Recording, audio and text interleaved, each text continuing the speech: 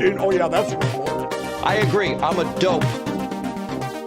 Again, the words are conditions.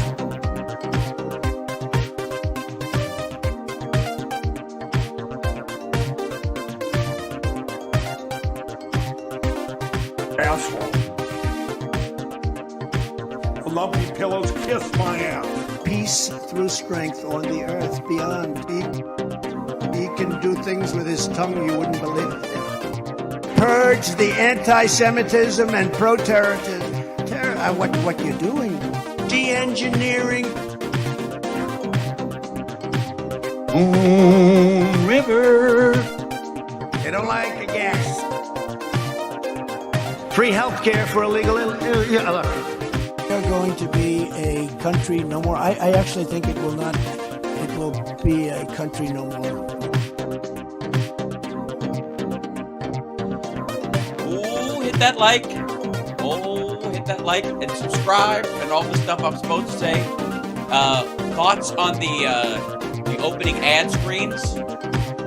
Yes, no, maybe. Yes, that's me. That is me. You are seeing me right now. I hope it's okay.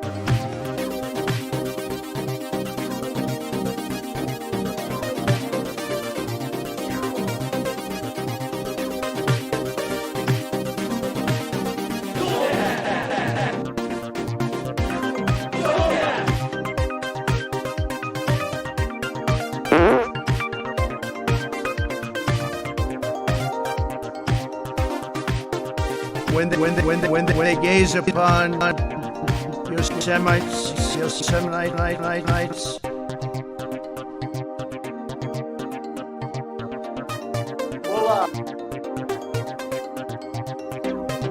Action replays in magnified fortune.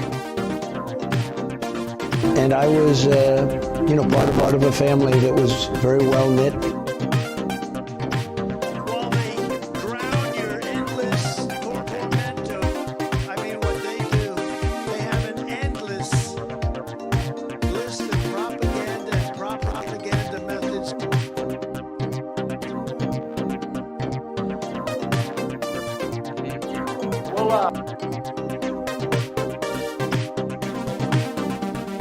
I'm telling you straight.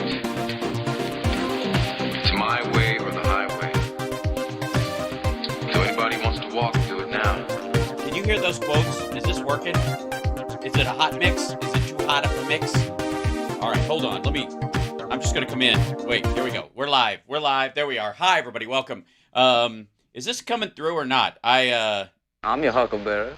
Am I the only person that can hear that, or you can hear it? Okay, good. I don't know if it's too loud or not loud enough. It's hard to even say. But we've got entirely too many troublemakers here. I think so. I don't know why there's a weird little loop on it. It's very strange. It seems to be gapping back. There you go. I'm your huckleberry. Hi, everybody. Welcome to the show. I promise a less contentious show today. How can you make that promise?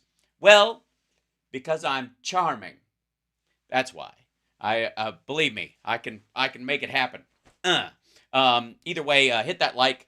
Welcome. Glad you could be here. The reason I wanted this in here is because I have a bunch of other trumpety dumps that I don't get to use very often. De-engineering.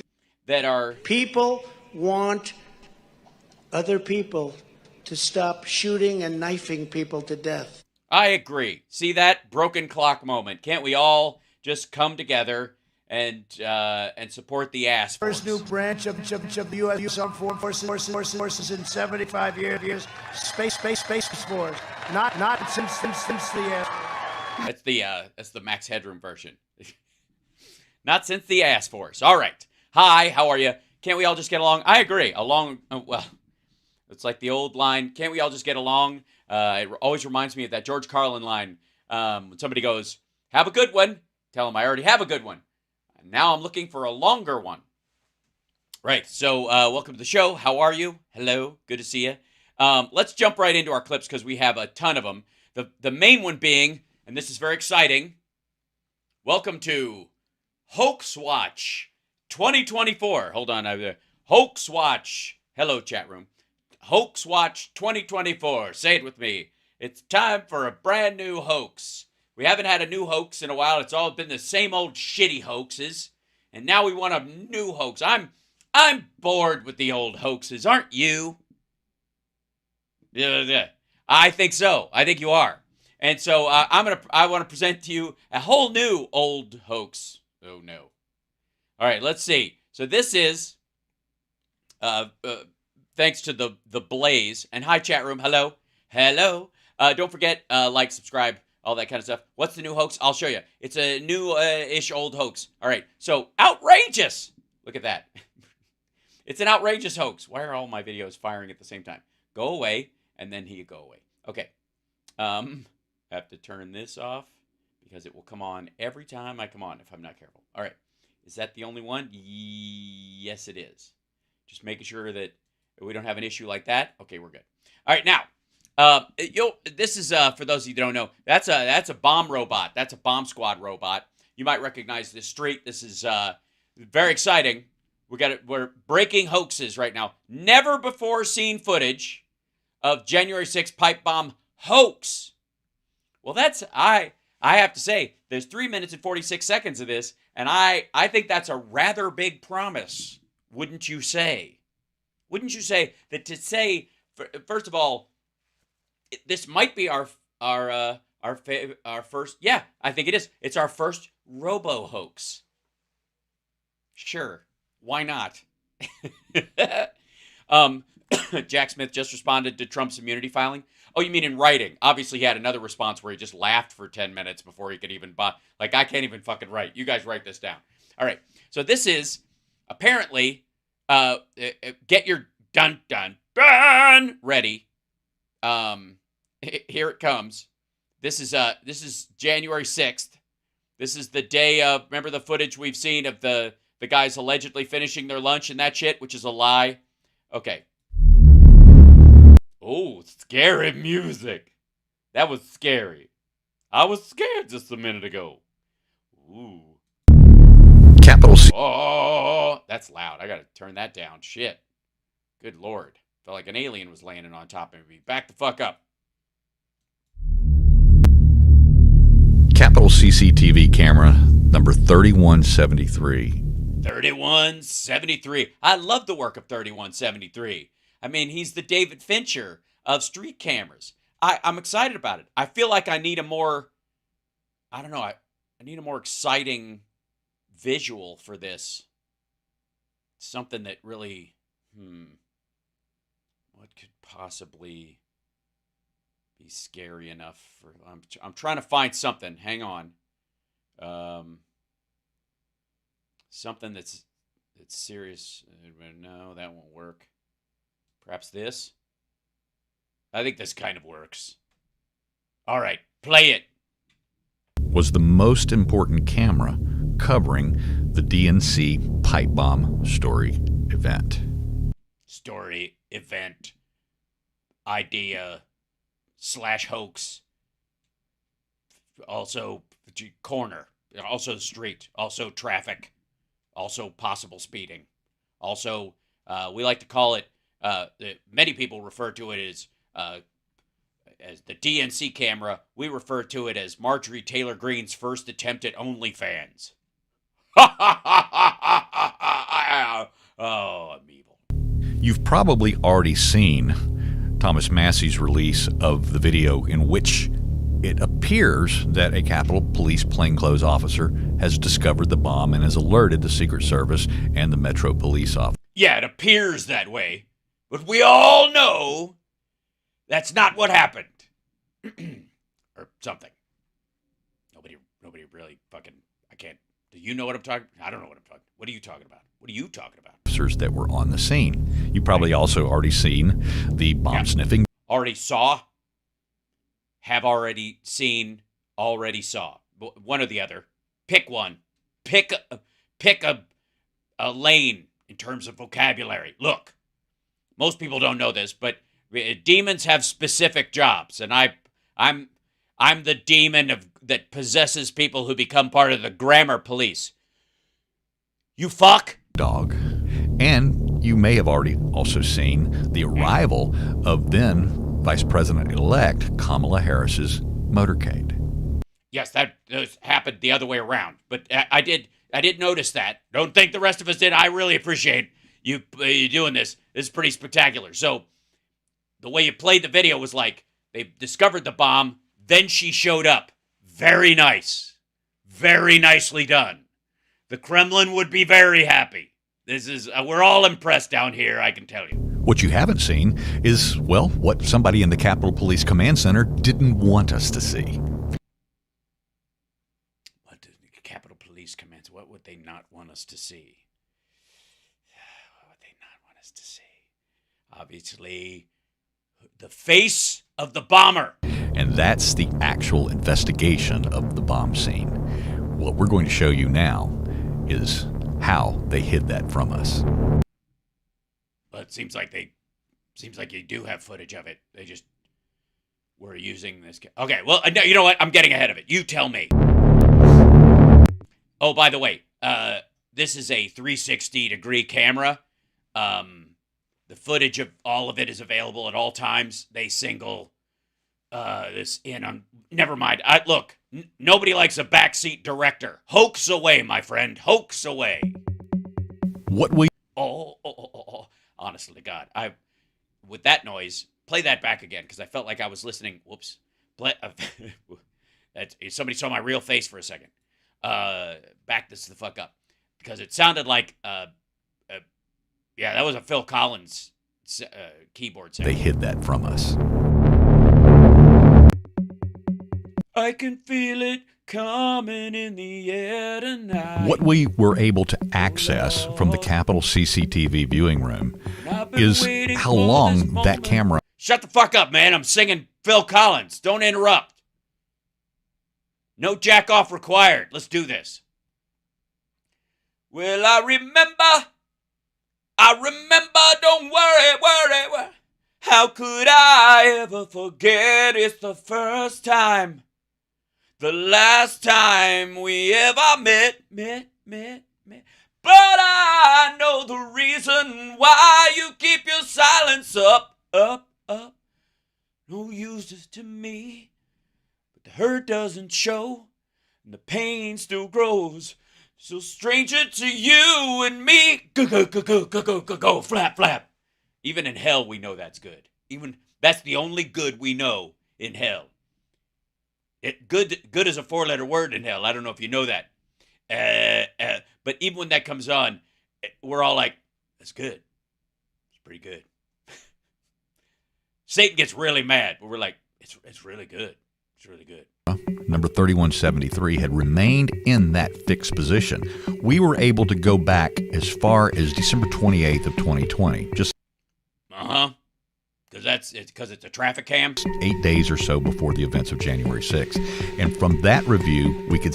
Now that you've added the other beat parts, it's reminding me of the opening to Time by Pink Floyd. Dong. Dong. And then all of a sudden it comes in, taking away the moments that make up the dull day. You know what I'm talking about? That's good too. Fuck, I'm gonna get myself in trouble in hell. See that the camera's positioning was in that fixed position. Down. It is.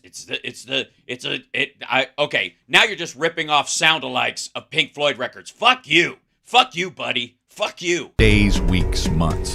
But ultimately, it was only just these very few minutes after the bomb's discovery Only.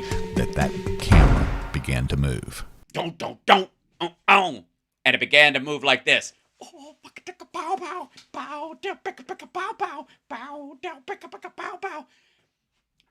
It didn't start doing the. It didn't Michael Jackson it or anything. It just moved. Okay. Dun dun dun. Where the fuck is my dun dun dun? I was promised a dun dun dun. The camera then began Now it's got now you've done it. Now I've got the fucking theme song to Miami Vice stuck in my head.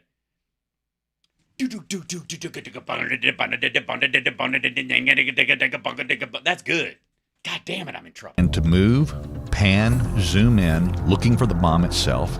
The one thing that we know for sure is that camera 3173 was the most crucial of all the cameras. It had the closest and the clearest view of what law enforcement's response, what their investigation, and ultimately the destruction and detonation, or the attempted detonation of the bomb would be by the bomb squad. Attempted detonation. Attempted. The plot thickens. Dun dun dun. Sorry. Do do do do do do do do. Grum grum. That's the way it's got to be. Robot, but Sorry, I have to do that whenever somebody says robot. Don't pretend you don't. inexplicably, and I'm getting tired of using that word Well, stop, because it's obviously in this case it's explicable, if I do say so my goddamn self. every single time we do one of these investigations. But that It's not an investigation. You're looking at video footage. seems to be the key word when it's related to January 6th, is that at approximately 1:40 p.m., camera number 3173 was remotely directed away from the scene at about a 90-degree angle, and then it remained in this newly fixed position away from the investigation for the rest of the day, or at least until midnight on January 6th.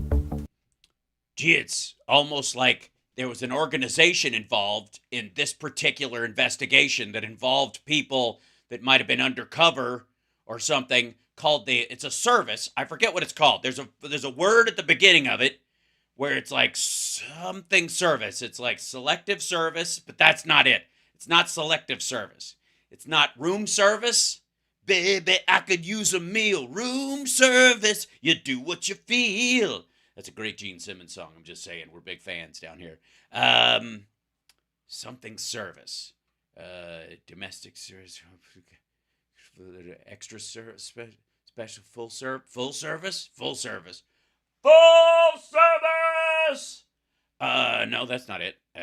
Something service. Anyways, it's something about their title has something in it about not watching them all the time, from that they would do things that DC traffic cameras would not have clearance for.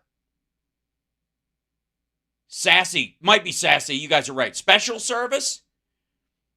Senior service by Elvis Costello. Bongino service. Nobody does that. Self-service. That's what I prefer. Bad service rooms. Surreptitious service. You're getting close. Anyways, we'll work on it. Now, it might be assumed that this was an error, an accident, an or it might have been intentional because of what they're doing and the people involved, and they didn't want, perhaps they recognized that there might have been involvement by members of the government that was running the place at the time, or whoever dropped it off might have been a member there, and they might be able to see what's going on or feed into that, because that camera's just on an IP address, and somebody in theory could break into it and watch the scene from it, and they might have recognized that and went, hey, while we're detonating this thing, maybe don't have this on the open traffic cam, so that on the one hand, this person would know when to trigger it, and on the other hand, they might also know, they might actually see our methods. And I guess the third reason, what would the third reason be? Because they always come in threes. It's the weirdest fucking thing. They see what we're doing. Oh, it's service. They might trigger the bomb, and you might not want to see someone blown to smithereens on a traffic cam. Possibly. How your filter is overlaying the picture. Are you part of this conspiracy? Absolutely fucking not. I'd rather. Okay, look, mask off. Let me show you who I really am. Okay, dumb fuck. Let's do this. All right, here we go. Site. Maybe somebody bumped the joystick on camera number 3173 until we then review camera number 8020. As we are seeing the robot deployed down the street, headed towards the bomb, someone again directs camera 8020 away from the investigation scene and then affixes it once again. It seems like at a hard right 90-degree angle away from the investigation once again.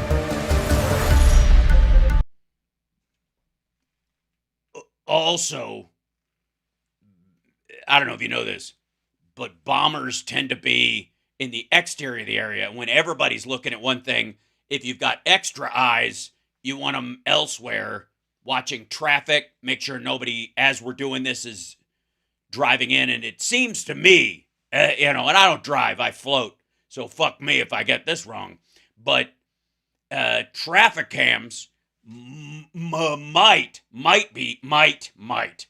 be used to watch traffic that possibly headed towards the area while the thing is dealt with, because there's body cams and other cameras, and there's actually a camera on the robot and all that kind of shit. And fuck it, it's probably a conspiracy. Why would they turn those cameras away from? Well, you're assuming that's away. Maybe they're pointing them towards an area. The investigative scene.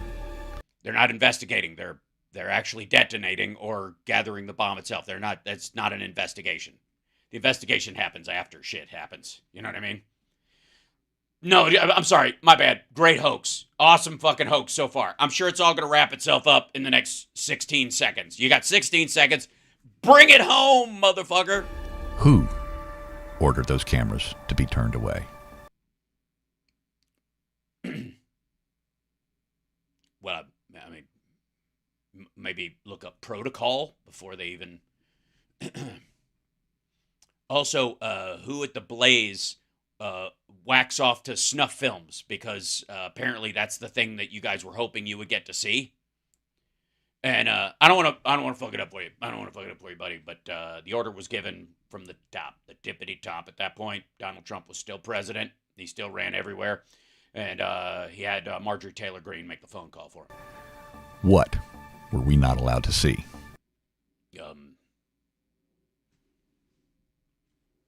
The agents involved in their faces and members of the Secret Service, because secret is part of the name, and there's like people who are around the president who are part of the Secret Service, but you know what they look like, but you don't know what the other folks look like. And Department of Homeland Security has a lot of shit, and also you weren't allowed to watch in case someone got blown to fucking bits. The question is why do you like that? You know what? Fuck it. I'll ask you when you get down here. Stay tuned to Blaze Media for those answers.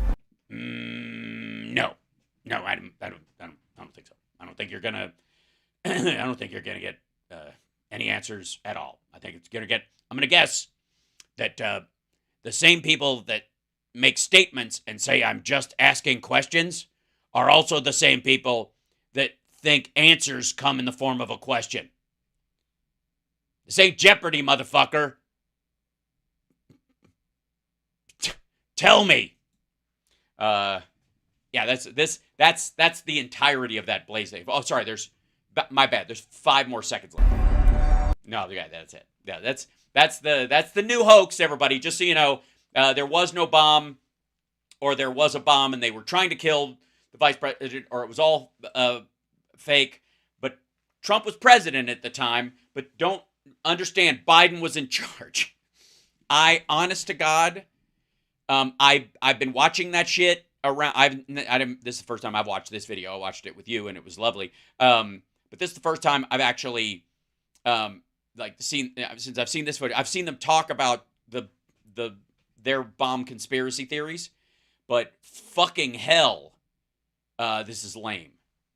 Who diverted the cameras from the scene of the Jan 6 pipe bomb? Who gives a fuck?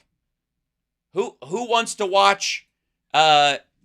Again, why do we need other footage of people getting blown to pieces? You fucking ghouls. Curious, isn't it? Does that strike anybody as odd? And by the way, hi chat room. And by hi chat room, I mean hi Boston Brian. We love you. Give it up for Boston Brian. He's in the chat right now. Say hi. Are you taking off? Excuse me 1 second. Applaud Boston Brian while I give my girlfriend a kiss. Can't do that one off camera. It's Valentine's Day. I know you're wearing. Here, she's wearing a Rocky shirt. Yeah. You look great. Yeah. Yeah. I'll never ask you to stop being a woman. Don't ask me to stop being a man. Right now. Excuse me. Love you. Okay. Have fun. Be safe. Hi. How you doing? What's going on, people? Hello. All right. Anyways, did I distract you with Boston Brian long enough for me to get that? Okay. Summer and I, by the way, huge Rocky fans. We obviously don't watch 5, but all the other ones are on regular rotation. And it's a good lip balm, whatever it is. It's nice. It's good. I needed it. I didn't realize until I had some on me that I needed it. Rocky 3 is fantastic. It's a great one. And it was nice to see Mr. T and Carl Weathers. We lost a great one, but it was nice to see Mr. T in the ads, in the Super Bowl ads, like right after or right before. Yeah.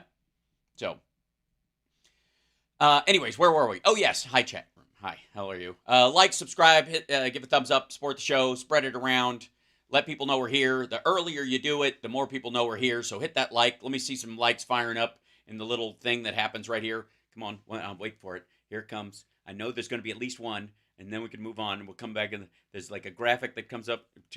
It's hilarious if it just didn't actually work right now, and it was backed up, and then it all starts going, let's go. Thank you, Boston Brian. Tell them. You tell them. Hit the like, subscribe while you're at it. That really helps immensely. All right, now I'll get on with the next clip. I'm not going to hold anything hostage.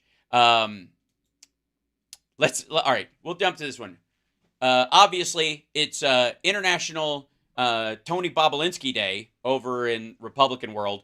And this is, first of all, and I thought my graphics were chaotic. What the fuck is happening at Fox News? This is a mess. What the ever-loving shit is going on here? This is the thing, and then they put this picture below them, and Comer gets his own frame, but the Fox News logo's in front of him, and these assholes are trapped behind him except this little corner, and it's by... This is... What are you, fucking Instagram collage artist? Jesus Christ, this is terrible. So this is on, I guess all 3 of these assholes are talking about the Bobulinski testimony on Hannity. So this should be all the idiocies crammed into one box, right? So I don't have to drag ass around the internet looking for each of these guys individually everywhere. And I thank you, Can't Stop Lying, for finding this one so that we just don't have to, we can cover it all in one fell swoop. Also breaking tonight, according to the DOJ, Hunter Biden's phone contained multiple pictures of what appeared to be crack cocaine. And nobody cares. I don't care. Hey, asshole, you know what? What's more illegal, crack cocaine or a picture of crack cocaine? Crack cocaine. You know what? What's the difference between a picture of crack cocaine and a picture of baby laxative? Nambutal, the baby laxative. Nothing. Legally, nothing at all. It's a fucking picture. I don't care. The guy was an addict. Honest to God. Why should I give a fuck? Also, his phone, where'd you get his phone? Oh, or obviously he's in the shot. There, you can see his thumbprint right there. You can make it out on the thing. Yeah, but and we all know Russians never do crack. So drug paraphernalia. Well, you need paraphernalia to do crack. You know, you can't. How do you think that whole thing operates? We've seen the pipe. Saying that the pictures are more evidence that Hunter was using drugs. More evidence than his autobiography? More evidence than his admission of being a drug addict? Who gives a fuck? When he claimed he was not on his gun application form. And on again, that's not evidence, and he's already copped to that. Nobody cares. Also, you guys don't even believe that somebody should have to fill out a form to own a gun in the first fucking place. On the subject of drugs, the administration, maybe it's time to reopen that cocaine into invest. Hold on. Is that an Allen wrench? I'm very behind on my drug paraphernalia, but Jesus Christ, do they sell drugs at IKEA? This is terrible. I gotta say, you could tell somebody has IKEA furniture. There's open any box in the house, there will be an Allen wrench in it. Investigation, who brought the bag of cocaine into the Biden White House. They found no suspects after a really long 10-day investigation. This on top of course, we're told by the FBI that they believe they found residual cocaine on Hunter's, I guess gun or holster, one or the other. Here with reaction. On the gun itself, yeah. He threw it out. He threw it away. Here's how this works, asshole. You gotta understand. You're dealing with an audience out here, not your show's audience. I don't know who the fuck they are, but you're dealing with an audience, the rest of us, who watched a fuck ton of true crime, and we've all seen way too much Law and Order. Chat room, what's your favorite Law and Order? I appreciate SVU, but I can't watch it because it's heartbreaking. Honest to God, hats off and a major salute to the entire cast of that fucking show, because just dealing with those storylines over the years, fucking hell. It's terrible. Criminal Intent, I love Criminal Intent because we love Vincent D'Onofrio and the whole cast, although Eric Bogosian, it was very strange to see him on there. Old school Law and Order, I mean, you got to love some Sam Watterson. Yeah, you too, CSL. I can't do it. Fucking SVU just makes me enraged. And the actors on that, you got to commit. It'll fuck you up. Yeah, love the original Rip Jerry Orbach. Yeah, he was fantastic. Great stuff all around. So agreed. We've watched a lot of it. Now, what we all know is that why can't they just lock this fucker up? Well, because you don't have evidence. You just have a picture of evidence, and a picture of evidence isn't evidence. You fucking idiot. The other thing is that if you throw something into a dumpster that a crack addict knows about, the chances of other crack addicts, somebody on the stand goes, officer, you found the gun in the dumpster behind this thing? Yes, I did. And what time did you find that? Late at night, next morning, something, whatever. We got a tip that it was there. I see. Okay. From who? It was a crack addict. He was trying to throw away some used crack, and he saw a gun in there. He doesn't want to. He was going to use it as a pipe, but he couldn't get the magazine out, so he couldn't do that, and so he just left it there, and he called us. Have you ever seen any other people who do drugs around it? Yes, I have. So they use crack, do they? Is there a chance that some of them, maybe when they were running from the cops, maybe threw their shit into that dumpster as well? Yeah. So there's a chance there was other drug paraphernalia and drugs in that as well. Yeah, I use it as a drop off with my confidential informant myself. Okay. You're a witness. No further questions. Of course. You do realize that even though they find the traces of drugs on it, and I'll grant you that it's his. The problem is, all he has to do is say, I plead the fifth, and his attorney goes, we have no way of verifying that the crack that's on the actual gun came from my client. Do you have any proof that it did? No, we do not. I mean, it was his gun, but it was in the trash when we found it. It'd been there for a while. It could come from anywhere. It was also in an evidence locker for years. Is there crack in the evidence locker? Yes, there is. How much is it? I don't know. Pounds and pounds of it over the years. I see. Has anybody ever bumped into the drawer? Yes, they have. Okay, Your Honor, we'd like it excluded. Granted, move on. That's it. That's how the whole fucking thing went out. This is all that shit's done in chambers. The jury would never hear any of that shit. So get the fuck out of here. And he's already admitted he was a drug addict, and he's gotten his life together. He doesn't use drugs anymore. That's a good thing, you fucking moron. All the breaking news. We have the three lawmakers that are leading. Okay. Straight out of the Devin Nunes, not quite sure what to do with your face on camera. Here comes Mr. I'm sorry, you were just talking about crime, and I'm used to looking away whenever a crime happens so that I have plausible deniability. But since this isn't sexual assault at a Ohio university, I guess I can pay attention. The Biden impeachment inquiry. House Oversight Committee Chairman James Comer, House Judiciary Committee Chair Jim Jordan, House Ways and Means Committee Chairman Jason Smith. Yeah, the tricycle of morondom. Congressman Comer, we'll start with you tonight. Tony Bobulinski, the big guy. Biden was the business. What did you learn today? Well, we learned a lot. Oh, yeah. I'm sure he said a bunch of new shit. Tony Bobulinski handled himself very well. I've never Really? In front of you guys? seen Democrats or anyone act worse in a deposition than they did. The Democrats couldn't handle the truth, and that's what Tony Bobulinski delivered today. He delivered the truth. He talked about Joe's involvement. He talked about the new. In what year would that be? Numerous times he talked to Joe Biden. He mentioned while he was vice president? that Joe Biden thanked him for what he was doing with his brother and his son. So Joe Biden knew very well the role Tony Bobulinski was playing in the Biden orbit. And he talked. You mean after he was out of office and they were trying to do that like oil and gas deal? Talked about what CEFC was. Right. Okay. So we're talking about 2017. Okay. And I think every American would be concerned if they could understand exactly what CEFC was trying to do. They were trying to implement their Belt and Road Initiative in the United States. Everything that we have. Right, but they couldn't because it required setting up a U.S. subsidiary, which they wouldn't do. Have bipartisan agreement on in Congress to prevent China from doing in the United States. CEFC was trying to acquire the services of the Bidens to be able to remove the barriers of entry into our market. So how would they do that if he's not in office anymore? How? I'm dead serious.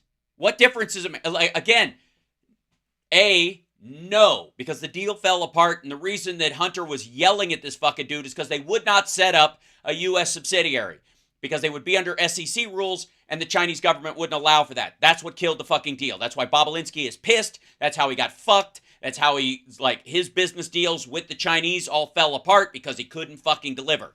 Joe Biden with his China money. Working for the Chinese.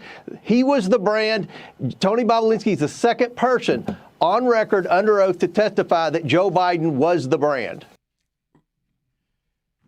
What did the brand stand for? Trustworthiness, legal, above board, a good man, a hard worker, cares about the middle class, that, Union Joe, all that kind of stuff, which doesn't work for the Chinese and is why the deal fell apart. Also, what influence peddling is there when you're no longer the fucking vice president and you are effectively retired?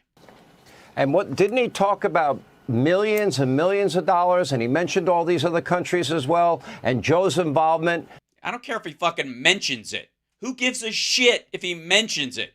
Let me see the paperwork. That he was directly involved in all of this, in spite of what he told the American people as a candidate and as a president numerous times, that he never once spoke to his son, his brother, or anybody for that matter. Is that all true? Do we know how many millions at this point? Well, we're well over 20 million that the Bidens have taken, well over 8 million from China. No. Okay, 20 million worldwide. None of this is a crime. None of it's even unethical or illegal. Now, again, if Burisma, sorry, I keep mispronouncing it. How does it go? The Burmese executives. Right, so Burmese. Burmese, they say, pronounce it Burmese. Burmese. So these Burmese executives hired him to basically, I guess, to get influence through Joe Biden, and it didn't work. And ultimately, the head of that company had to flee the country. Again, everything they point to is people trying to buy Joe's influence and not getting it. We found out today it was because of Joe Biden. They had no use in Hunter Biden. They certainly had no use in Jim Biden. They were paying for Joe Biden, the brand. And well, no, a brand isn't enough. if it's the, okay, again, this is actually where they shoot their entire argument in the foot. Because if either Joe Biden is using the influence or he's functionally the brand.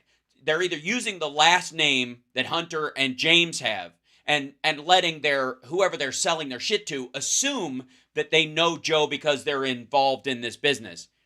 Which, again, only, it's like, I don't know who they would convince to be, oh, okay, well, you're in business with Hunter. Joe must know. I'll call him on the phone. No, don't call him. Why? It's a Biden thing. It's a Biden thing. Well, why don't I just call him and see what his thoughts are on this deal? No, just ask, you know what? Don't talk to Hunter or James. They'll tell you not to bring him up because he's not a part of it. Talk to Tony Bobolinsky. He'll tell you who the big guy is. All right, well, what does the big guy do? What's he going to do for us? What's he going to do for us? Be Joe Biden. What does that mean? He's going to be, he's just, he's Joe Biden, so he's the brand. He's what the whole, we're branding this whole thing on him and as a thing. But is he going to make calls on our behalf? I mean, yeah, it's hard to say. I mean, who are you going to call? That's a question for Tony Bobolinsky, and for the record, please don't ask Hunter or James. Tony Bobolinsky did a great job explaining that, and I think that the American people will be very interested to read the transcripts when we release them. I will be. I'll be very excited to read the whole fucking thing. Now, I do know this. It's going to be the exact same shit he's been saying for a couple of years, and none of it makes a lick of difference because he didn't even meet him till after he was out of office, and he wasn't going to run again. Who gives a fuck? All right, let me ask. What was that noise? Wait. What? Sorry. Who just shit themselves on live television? What is this? People will be very interested to read the transcripts when we release them. All right, let What was it? me ask you, Jim Jordan. Let's get your take on the developments today. Yeah, tell us, Jim Jordan. Tell us about, okay, at what point were you aware that people were being sexually assaulted at OSU? Did you know early? And what was that phone call where you were crying to one of the players, literally crying, to get them to not break the story to the news? Why don't you run us back through that? And I'm sorry, we're not talking about that today. We're talking about something. And I'd like to know, I know that your colleague, Congressman Comer, has demanded the DOJ. Don't ask him about colleagues. It triggers him. You can't ask him about colleagues because then he's thinking, my colleagues at OSU, is that what he's really asking about? And then he apparently will shit himself like he just did. Turn over Joe Biden's classified documents. I'd also like the records of all those pseudonym accounts, email accounts that he was using. I'd like every single email he sent. Yeah, you're going to need a crime first.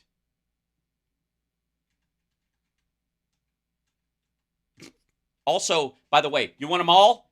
Prepare to be bored, motherfucker. I'd also like to take a look. Also, I thought, why do you need that shit? Aren't we swimming in evidence? Chat room, aren't we up to here with evidence? Isn't everything a smoking gun at this point? Aren't we just drowning in smoking guns? Why do you need any of this shit, Sean? Don't you have plenty? Isn't it self-evident? Isn't there evidence everywhere pointing at this? Good Lord. Thank you, Dr. Kev's gal. Happy Valentine's Day to you, too. Thank you for the 666 Super Chat. Look at Joe Biden's bank records. Is there any chance that we'll get a hold of all of this so that... For what? Maybe you can put this whole thing together? That maybe you could put this whole thing... Maybe. Fucking... Did he just say... Did he just say fucking maybe? Did you just say maybe? You didn't... 3.5 years into this shit? You didn't just say fucking maybe, did you? Did you just say... Hey, somebody check me on this. Did this motherfucker just say maybe? Say maybe again, motherfucker. Say maybe again. Well, what we really want now is we want the information Robert Errr has. And they can't hide, the White House and the Justice Department can't hide behind the fact that, oh, it's an ongoing investigation. The investigation's over. We have a 300-some page. Errr? Who's he? Fuck does that have to do with this? The classified documents say that's over. That doesn't fucking matter. You're not going to get to relitigate that shit, motherfucker. Don't dodge out. I forgot. This is the motherfucker who, he's fucking, every new case is a fucking squirrel to this motherfucker. Page report from Special Counsel Errr. We want those transcripts. We want that information. We want the Why? Why? Why the fuck do you need that? Aren't you swimming in evidence from the other shit? Why do you, that investigation's over. What? It's done, motherfucker. It's done. Who gives a shit? We want to know about the business. Tony Bobolinsky, man. Don't dump on her right now. That's over. I want Tony Bobolinsky. Say maybe again, motherfucker. Say maybe again. The video footage, we want all that information as we go about doing our work. What work? Work? You mean passing a border bill, you dumb motherfucker? Don't we have a crisis? To the other point, Sean, I mean, this is called the money, the business, the brand. That's what was going on with the Biden family. And is that the name of his next book? The money, the business, the brand? Fuck, man. I'm going to write my own book. That's right. Cupcake. The money, the business, the brand. Fuck you. Yeah. I'll give you the business. Say business again. The White House story has changed so many times. First it was I never spoke to Hunter Biden about his business. Then it was I'm never in business with Hunter Biden. And then, of course, Hunter Biden himself said my father wasn't financially involved. We get the facts from all these witnesses. Yeah, name one. Give me that. I'm cool with that. Give me another fact. And you better not say maybe. You better not say maybe. And here's probably the best one we got a couple weeks. Oh, best one. I'm for it, man. The best one. All right, my bad. I'm about to walk this all back. Let's do it. Ago from one of Hunter Biden's business associates. One of them? When Joe Biden shows up at the Four Seasons restaurant for lunch. In 2017, which one are we talking about? At the lunch are Hunter Biden, his associates, and 8 Chinese officials who are executives at CEFC, the Chinese energy company. Joe Biden comes in 2017, gives a short presentation and leaves. A short presentation, which means hello, nice to meet you guys. I'm on my way someplace else. That's the presentation. He didn't give a TED talk, motherfucker. 3 weeks later, the deal gets closed and $3 million gets wired to Biden accounts. Yeah, the business was over at that point. That's when the business fell apart. Those guys didn't live up to their side of it, and it went away. That's where the $3 million got wired into their accounts.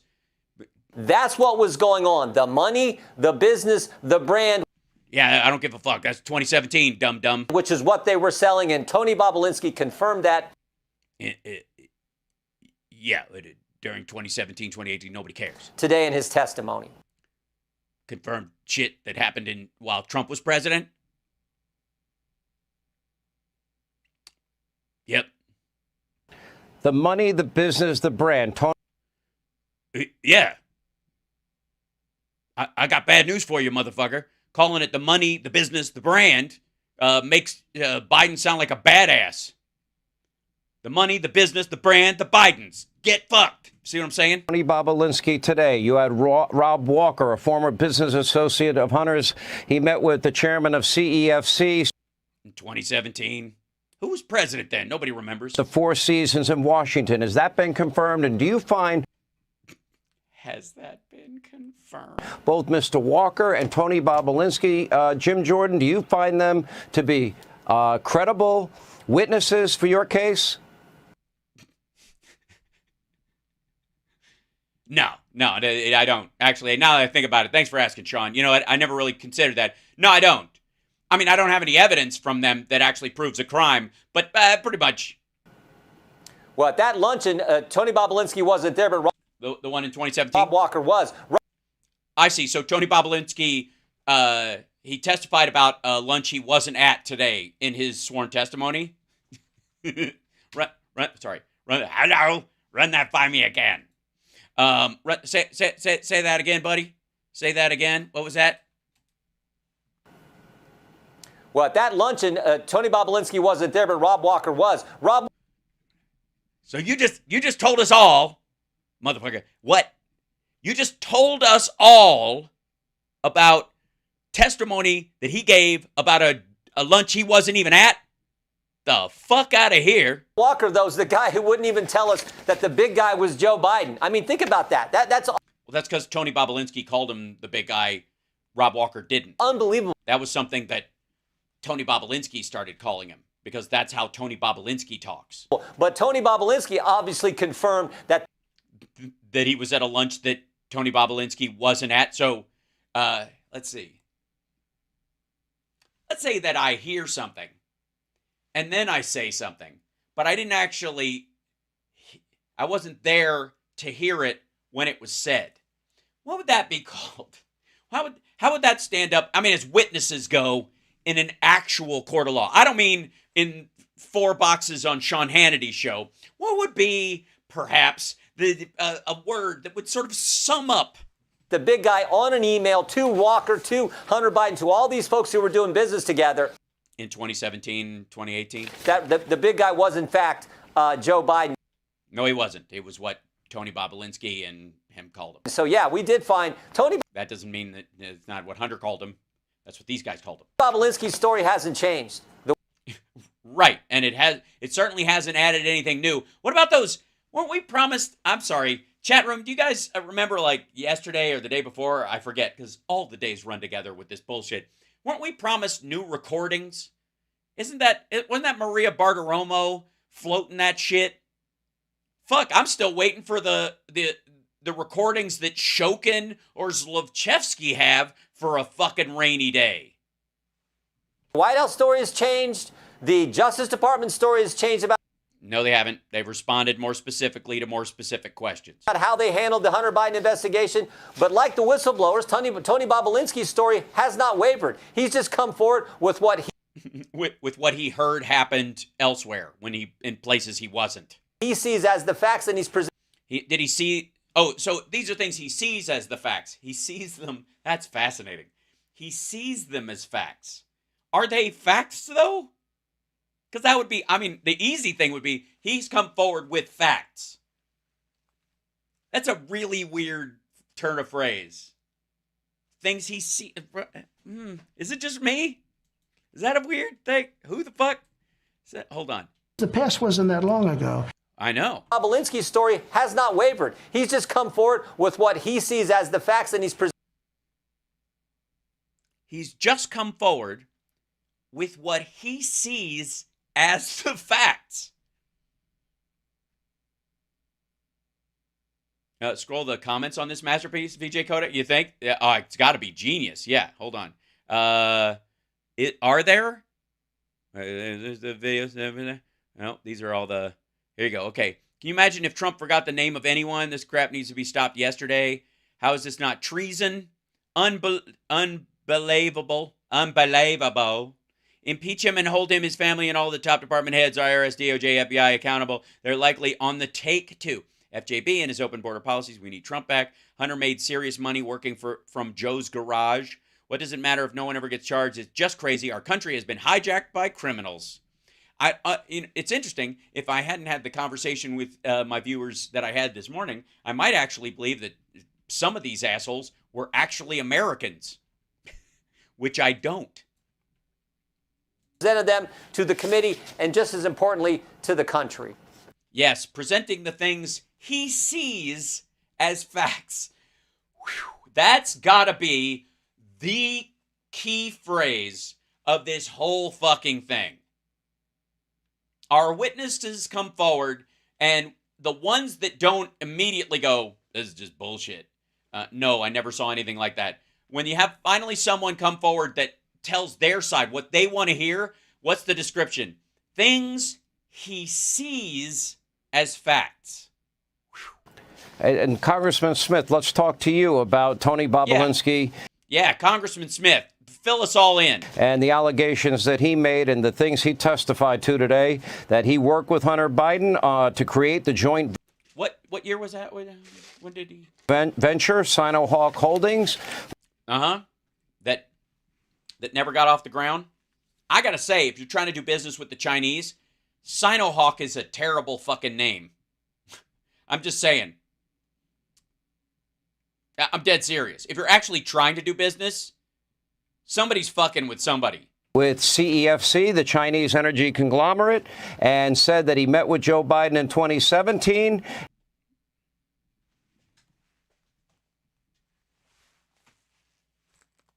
Why does that year stand out in my head? What office? There's something. Joe Biden held some sort of office in 2017. I think he was teaching at Penn. And that Joe Biden, quote, enabled his son Hunter to sell access to the United States to our most dangerous adversaries. Hold on, motherfucker. A, you were in business with his son with a company called Sinohawk. Secondly, enabled him. Who enabled you then, motherfucker? You were his partner.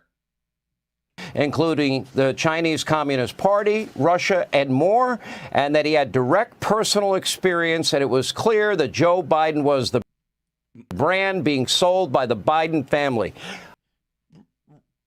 After he left office? Yeah. What's your reaction to that testimony? Also, who gives the brand? Jesus Christ. Testimony. You know, Sean, that's exactly right. Today, It is, Sean. If I do say, is your name Sean? Can I call you Sean? It's fine, right? Tony Bobulinski confirmed what the two IRS whistleblowers said months ago in WhatsApp messages that they delivered to the House Ways and Means Committee that said that. Who the fuck is drinking in the background? Listen to this. In WhatsApp messages that they delivered to the House Ways. Seriously, is somebody just pouring iced tea into is it just me? What is happening? I'm used to Sean Hannity like vaping off camera or going to take a shit while Mark Levin talks. But Means Committee that said that Joe Biden is the brand and the family business is selling the brand after he left office all over the country to all these foreign entities like China. Yeah, these foreigners, a lot of foreigners and stuff. You know, like the people that Tony Bobulinski was in business with and brought to Hunter Biden with this particular deal. China, Russia. What's also interesting today. Is it interesting? I think we'll be the judge of that. What's interesting? You know what? Fuck it. Go ahead. Is that Tony Bobulinski, Sean, said that he named the. He said this.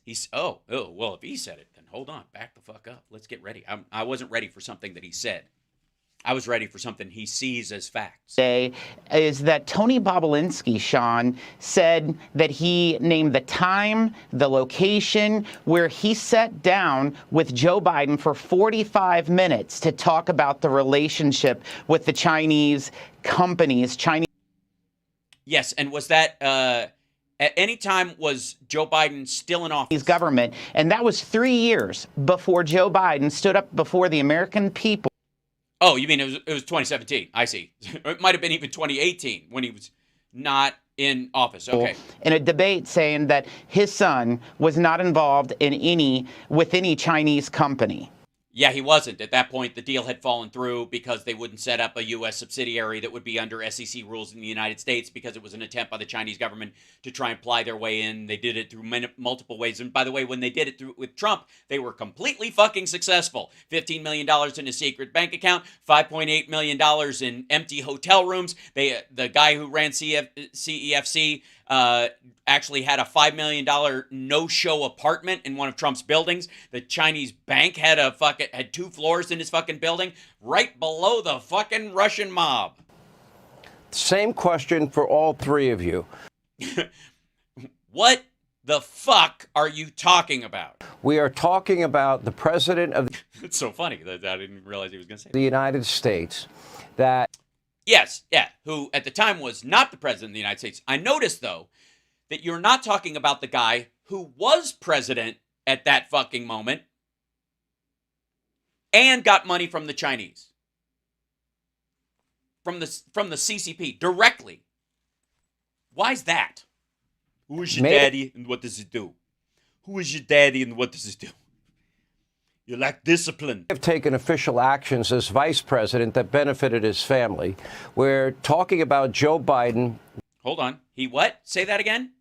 What are we talking as vice president that No, I gotta hear the whole sentence. of the United States that give you.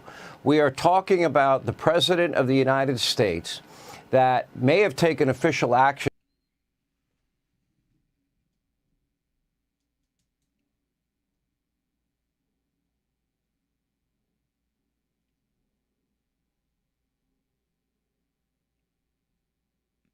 may have. May have. May have. That's awfully close to maybe, motherfucker. Tread lightly, dumbass. Maybe. Don't say maybe. May have is close, though. Yeah. May have. May have. May have. Fuck it, that counts. Say may have again, dumb fuck. As vice president that benefited his family. We're talking about Joe Biden not only just lying to the American people, but enriching his family by doing deals with some of our biggest geopolitical foes.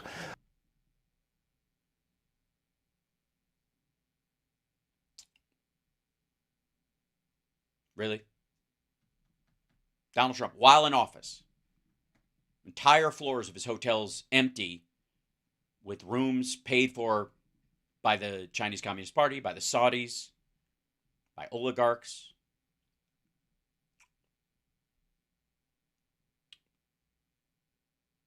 You're not even gonna... Jim Jordan, I'll start with you. What the fuck are you talking about? Where does this end? I got news for you. It ended years ago. You know when it ended, you dumb motherfucker? You know when it ended? Let me tell you when it ended. It ended when James Biden and his wife were writing checks to Joe Biden, and in the date on it, they put a little 8. They put a little 8.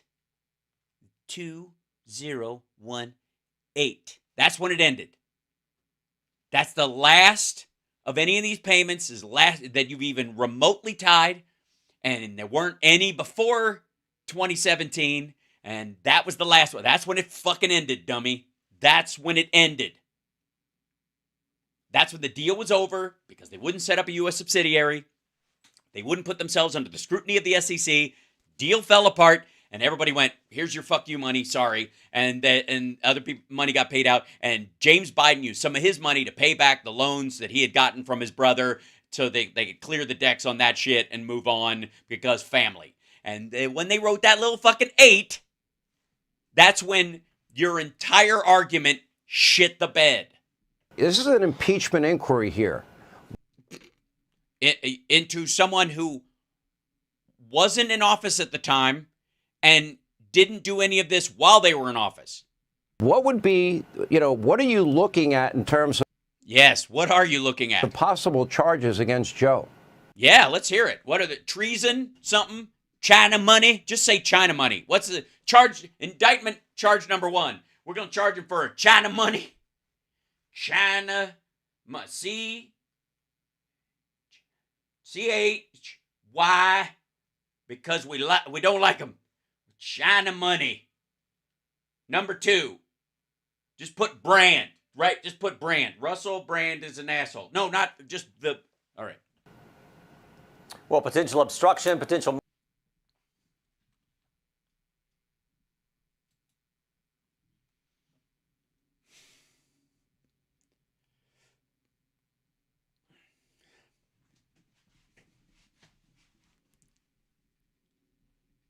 Potential. Really? You're going to charge someone with potential? If you could do that, my high school guidance counselor would have put me behind bars because I had a lot of it. And then you ruined it, you fucking piece of shit. Potential. Say potential again. Money laundering, potential bribery, those are...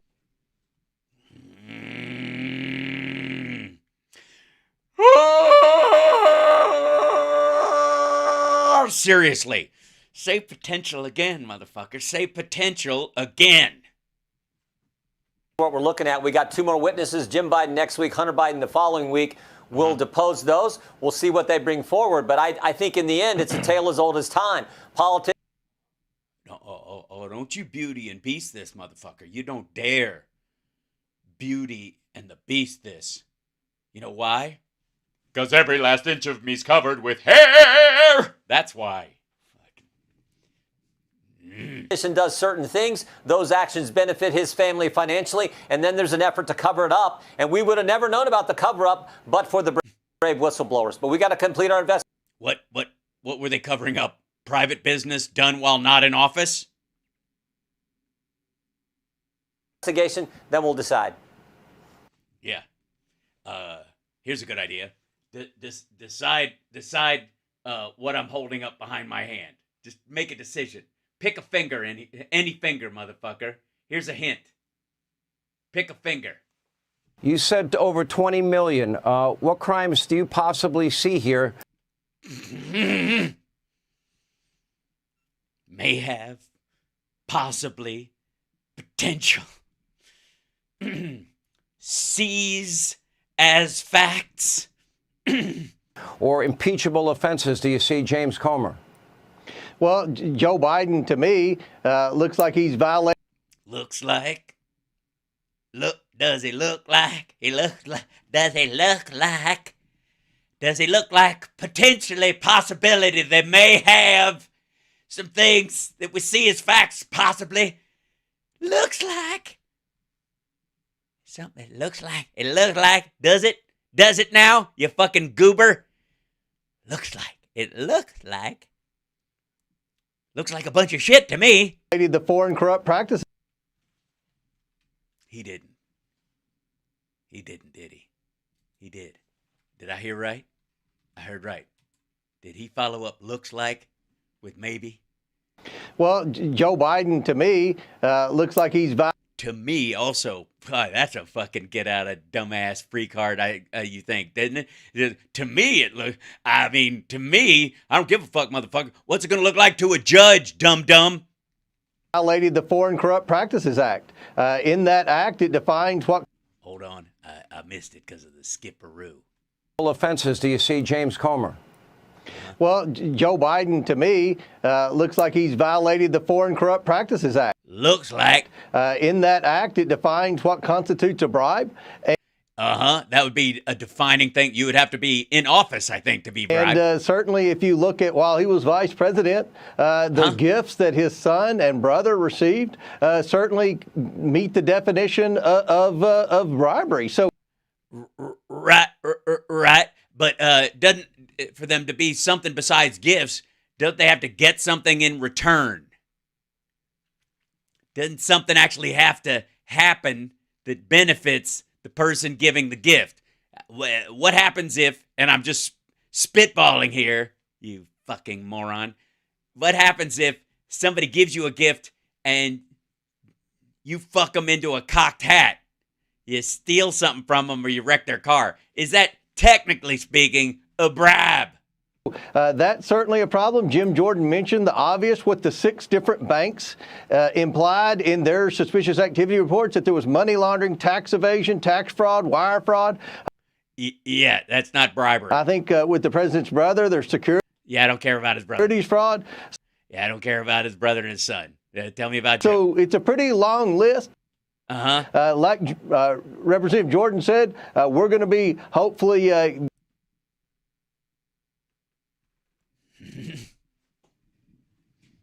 At this point, I think they're just trying to make me explode. And I'm going to get sprinkles and frosting all over everything. Did he just say fucking hopefully? After that blathery diatribe, hopefully. Hopefully. Hopefully? Hopefully. Say hopefully again. Say hopefully again, motherfucker. Getting the 2 final depositions together with the Biden family. Final depositions. You mean that's it? After these 2, we're done? Oh. It might be a future where I stop hearing hopefully from this dumbass. Members, and then we'll proceed from there. Might you? Might sounds a lot like maybe, motherfucker.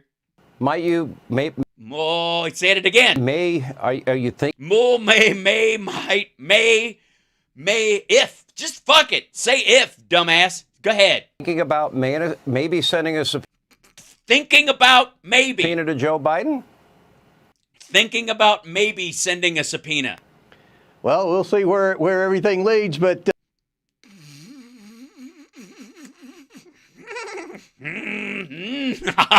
Oh, maybe we're gonna see. Are we? We're gonna see where everything leads.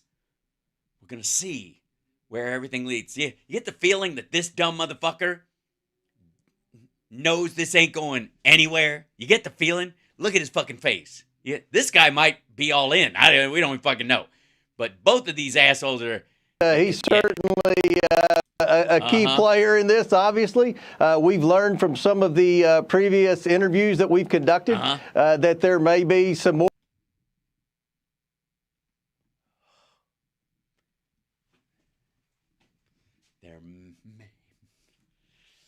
There may be. Hopefully, we'll see. More suspicious activity and another maybe account that was.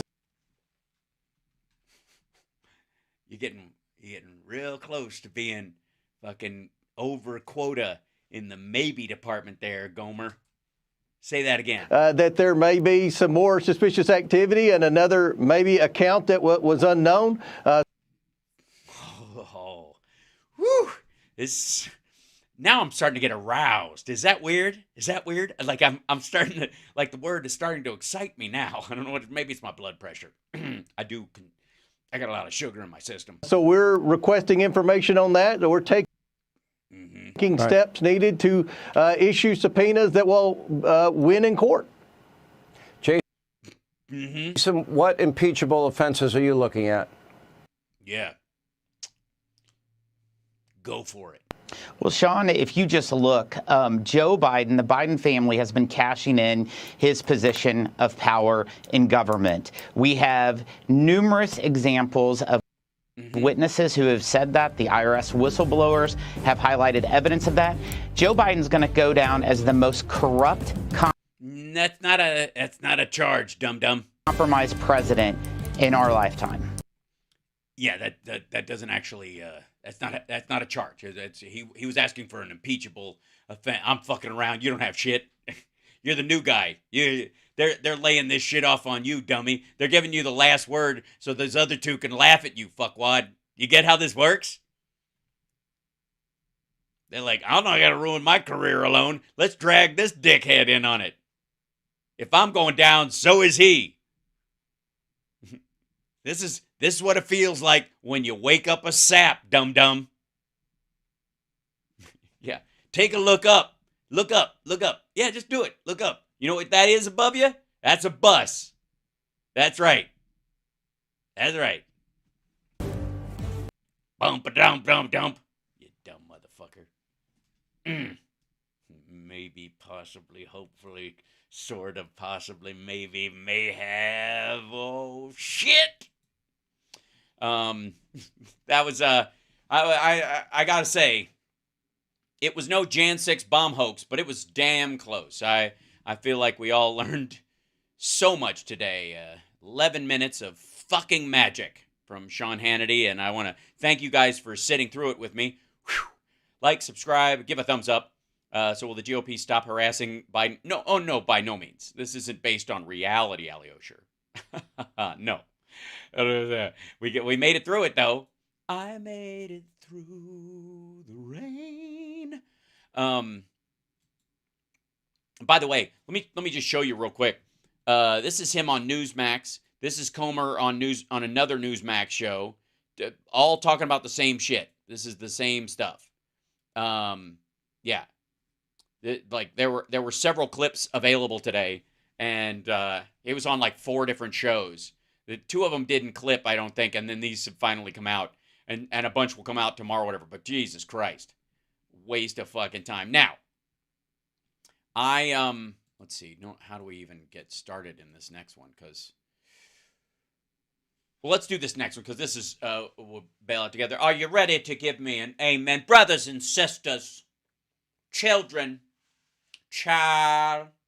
Are you ready to give me an amen? Are you ready? You know, we've got, ladies and gentlemen, the Lord has come down on many an occasion to pay me a personal visit in the middle of the night. Many of you know that I have a personal relationship with the Lord.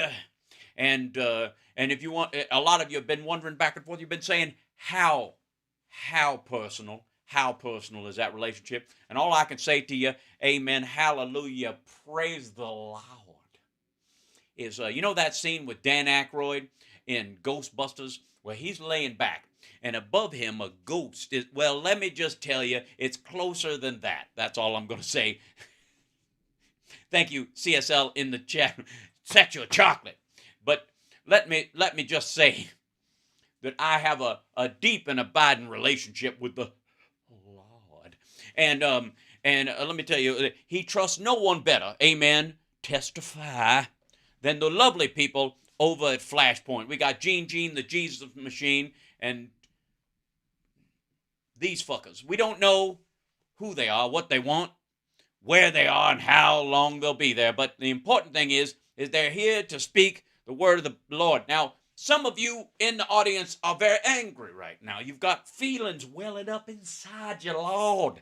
They're welling up inside you. They're saying, but I've listened to these people for a long time. They made many prophecies about Biden being arrested and sent to Guantanamo with Hillary Clinton's clone, and Jesus personally putting his hands on Donald Trump and putting him back into the White House. And it never happened. And you say, what has my faith been all about? How in the world have I not, and why is the Lord lying to me and using these people as a vessel for these lies? Well, we're going to turn the corner tonight, child. We're rallying back together. They may have been wrong about everything, but that means at some point, you got to be right about something. This is welcome to the church of the broken clock. Lord, praise the Lord. Twice a day we say something that is relatively true. Fundamentally, obviously so. We have some question about what those things are on occasion, but the important thing, I think the most important thing of all, is that at the Church of the Broken Clock, there'll be at least twice where we are not talking out of our ass unless that is what the Lord has asked for. Praise Jesus and Pastor Mustard and the sacred word heen. Here we go. Ladies and gentlemen, Flashpoint, the butt knuckle of the internet. This was yesterday. Listen to what Rand Paul had to say before this thing went through. Watch. Know something about criminal neglect. So Senator that's not I don't know that sounds like an insult. You know something about criminal neglect? That was the lead into this? Wait. Back the fuck up. Say that again, stupid. Paul, what's your response and what? Hold on. I got to back this up real quick. This is before this. Through. Watch. Know something. Okay, I'm gonna watch. Something about criminal neglect. So, Senator Paul, what's your response and what's your plan, sir? You know, I would say it's criminal neglect for Mitch McConnell, Chuck Schumer, and Joe Biden to get together to allow a carpetbagger like myself with nowhere near a Kentucky accent to operate as a, even pretend on some level to even fake being from Kentucky. I think it's shameful. I think it's ridiculous, almost as much as my hair. To send $100 billion overseas to fix someone else's border before addressing our border. Yeah, you're the assholes who removed the border bill from that stuff. It would have been done concurrently. Also, we spend a shit ton of money on the border, and a lot of it goes to the Texas government. And they pretend they don't get anything. So shut the fuck up. That's like Florida saying, we fix the hurricane damage all by ourselves. Fuck you, America. We have an emergency. We have an invasion. We have 700. No, we don't. No, we don't. If we had an emergency and an invasion, you would have voted for the other bill because even if it wasn't perfect, it made progress. 100,000 people came across in the last 2 months, and they're willing just to punt on that. No, they weren't. You know, they put forward a fake proposal. It wasn't any good. Well, if it's fake, then what's the big deal? Shot it down. You shot down the proposal that they had, the one that wasn't any good, but that would raise the standard for what you could say to get asylum and shorten the amount of time you could spend before your case is adjudicated. And if it's not adjudicated in 90 days, you get kicked out and you have to apply outside the country because when people are fleeing these kind of situations, it should be patently obvious. You should be able to solve it within 90 days. So it shouldn't be a fucking mystery while the bruises are fresh, in theory. But that doesn't mean we're ready to give up on it. Many of Yeah, it does. us want to fight. 32 of us. I know you want to fight. You just don't want to pass any bills, dumb fuck. Out of 48, 3/4 of us said we wanted to keep fighting. We want to actually fix the border. Well, then pass this and keep fighting. You're not fighting at all if you don't actually lay a glove on anybody. And again, it's a stupid analogy. Before we ship $100 billion of our money overseas. Well, yeah, because Russia might, they might lose. You can't have that happen. I meet no one in Kentucky, no conservatives. Well, that's true, by the way. He meets no one in Kentucky. Across the land that are for this, but no conservatives across the land that are for this. Bullshit. The leadership of the Senate under most of my family's in Kentucky. I guarantee if he came up on them, they'd give him a piece of their fucking mind and tell them that they'd be for this. Mitch McConnell is more concerned with sending your money to Ukraine than they are with the invasion of the bullshit southern border. This is a grown man lying to people and by the way, those lies being delivered by an ostensibly Christian organization that says the federal government has no money going to the border, CBP, all that kind of stuff. Nothing's funded. They're not going to bother. And this little teeny bit of money that they attached to this thing that is, $60 billion to Ukraine, but like $10 billion to the fucking border. That's what they want to do. And then we killed that part of it, so it's not even going to pass anyways. And I've had enough. I'm going to do everything in. Okay, first of all, both he and his fucking dad were just spoiler votes to bullshit a section of the populace. And they could always sit back as real bills passed and go, I'm the one asshole voting against this because I have my principles and my belief. When in reality, if those principles and belief came up against the actual need to pass it for real, they always vote for it. But because they're not needed ever in these situations, they can pretend to be protest votes. Bernie does the same thing on a lesser scale. He'll occasionally be the one person to stand up and make noise about stuff he knows is going to pass, but largely just to get a message into the record.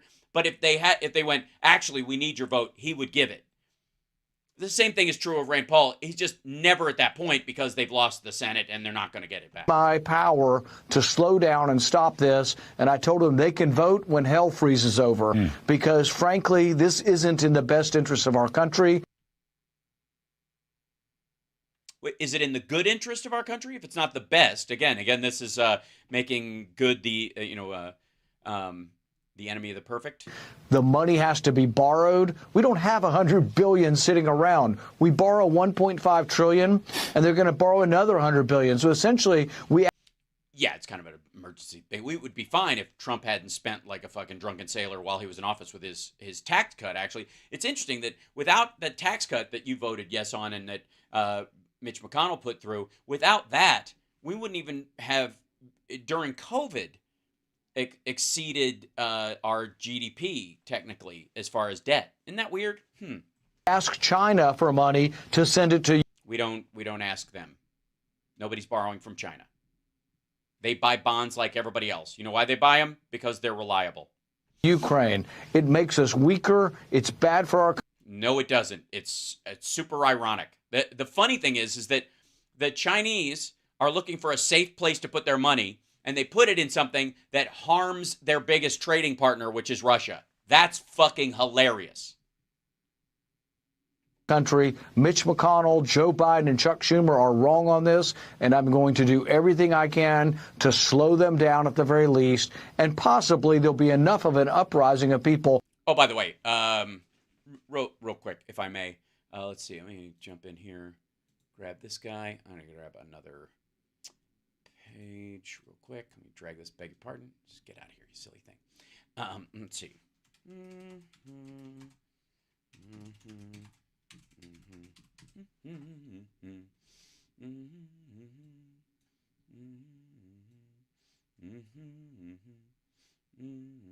Later.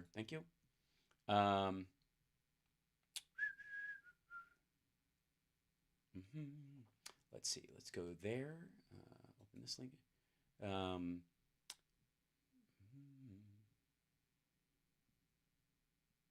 Yeah, this is. I want to find. Let's see. Let's see.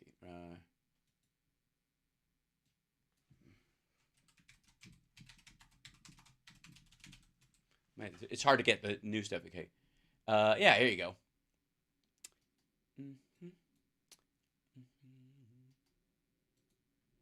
Let's grab this guy first, and I'll show you this. This is, I'll show you a reason why Rand Paul might feel the way he does.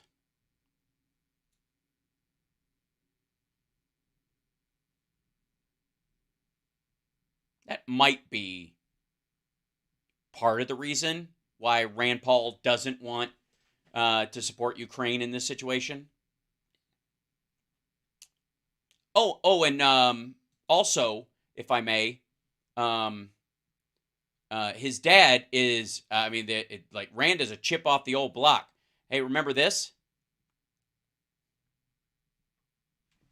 Putin astroturfed Ron Paul's entire early campaign. Backfilled it with fake support, fake letters, bounced money.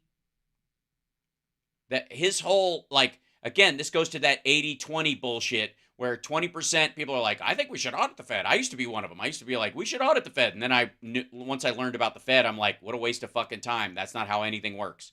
And they post everything they do anyways because everybody makes business decisions based on what the Fed is doing. It's just stupid. They literally, if you look at the bond market, it's literally a list of what they buy and sell. It's fucking stupid. I didn't know that when I was in my 20s. I do now, but Ron Paul's entire career was based on that shit. Yeah, that's the other thing too, is that Ron Paul went to Russia in 2018. Yeah. Yeah, there is. Let's see. Here you go. Jesse Benton worked as a campaign staffer for former Rep. Ron Paul, as well as Senators Rand Paul and Mitch McConnell, obviously operating in Kentucky. Yeah. Please go back to 1080p. Am I not in 1080p? What happened? Did I go? Whatever. Okay.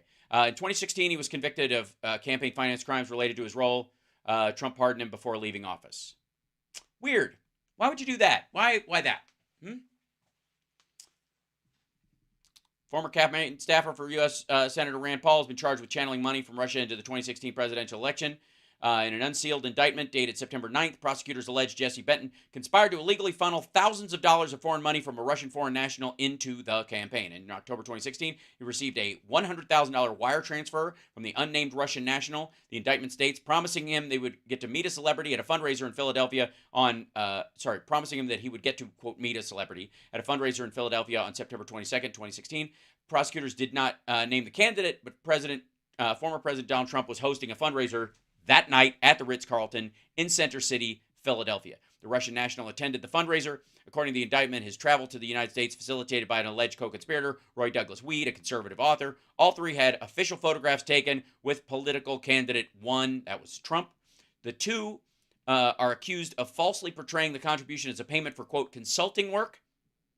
Benton kept most of it himself, $75,000 according to the indictment. The rest was donated to the politician in Benton's name. So $25,000 worth of Russian money went into Trump's campaign through this dude who was indicted for it, was set to go to jail for it, and Trump pardoned him. Around the same time, Benton managed Rand Paul's 2010 run for office, as well as the 2014 campaign of another Kentucky Republican Senator Mitch McConnell, was convicted of campaign finance fraud over his role in the 2012 Ron Paul presidential campaign. He was sentenced days before the Philadelphia fundraiser to 2 years probation in order to pay a $10,000 fine before leaving office. Trump pardoned Benton for that crime. If convicted in the case, Benton and Weed could face significant prison time, with each having 6 counts against them, carrying a sentence of 5 to 20 years behind bars. Those are still standing. So apparently, he pardoned him for the Ron Paul stuff, but that since he hadn't been charged yet fully in the other ones, dated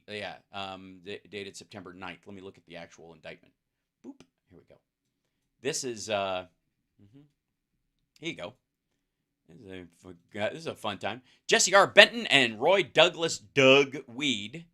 September 9th, 2021. Oops. Well, I guess that dude, I guess Trump can't pardon him for these. Guess they waited long enough. Conspired to illegally funnel thousands of dollars of foreign money from a Russian foreign national into an election for the office of President of the United States of America. The defendants solicited contributions from the Russian foreign national and concealed the scheme from the candidate, federal regulators, and the public by secretly funneling foreign money from the Russian foreign national through Benton. By the way, the idea that he hid it from the candidate is a get-out-of-jail-free card for Trump, but he did pardon the dude who had given him the money. Curious. Do you think he knew before he pardoned him? So Trump didn't know that this guy had given $25,000 to his campaign that came from a Russian and maybe other elements. I haven't read this full indictment. We're just looking at it, the Election Act right there. But supposedly Trump doesn't fucking know about this. He just pardoned him over this Ron Paul shit a long time ago. Weird. Calling in and saying, Mitch McConnell, who are you? Do you represent the Republicans? Do you represent conservatives? Are you in lockstep with Chuck Schumer? He's in lockstep with Chuck Schumer. He's on the list. He's on the list. We made a list of people who are don't love Jesus. Dutch, obviously this happened. You know, the $60 billion is Dutch Uplight, apparently. Dutch. More than our entire budget for the Department of Defense, if I remember right. Hold on. The what now? It is more. Chuck Schumer. He's in lockstep with Chuck Schumer. He's on the list. Dutch, obviously this happened. You know, the $60 billion is more than our entire budget for the Department of Defense, if I remember right. You're a lunatic. As $58 billion. I mean, this is crazy. Yeah. All right. The Pentagon and the Department of Defense. The budget over there is like $1 trillion. The operational costs of the office, the offices, just the regular run-of-the-mill office work, that budgetary normalcy, that's the budget for the DOD. The Department of Defense, though, like, get the fuck out of here. Hold on. Let's just look at this real quick. Budget. Oops. I can type.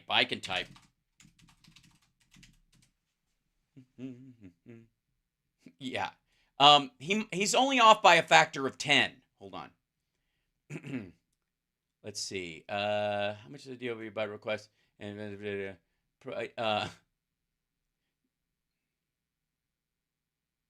okay. The proposed. Here you go. Copilot says, and this is the okay. The proposed. I just typed this in a search thing, and this is how it came up. The proposed fiscal year 2024 budget for the Department of Defense submitted by the Biden-Harris administration stands at $842 billion. This represents an increase of $26 billion over 2023 levels and a substantial $100 billion more than in fiscal year 2022. The DoD's budget is a significant allocation supporting a wide blah blah blah blah blah blah. That's so what was that again? What was that again? Gene, the Jesus machine. Run that by me again. Remember right? As 50 more Dutch. Dutch oven. Obviously this happened. You know, the $60 billion is more than our entire budget for the Department of Defense. If I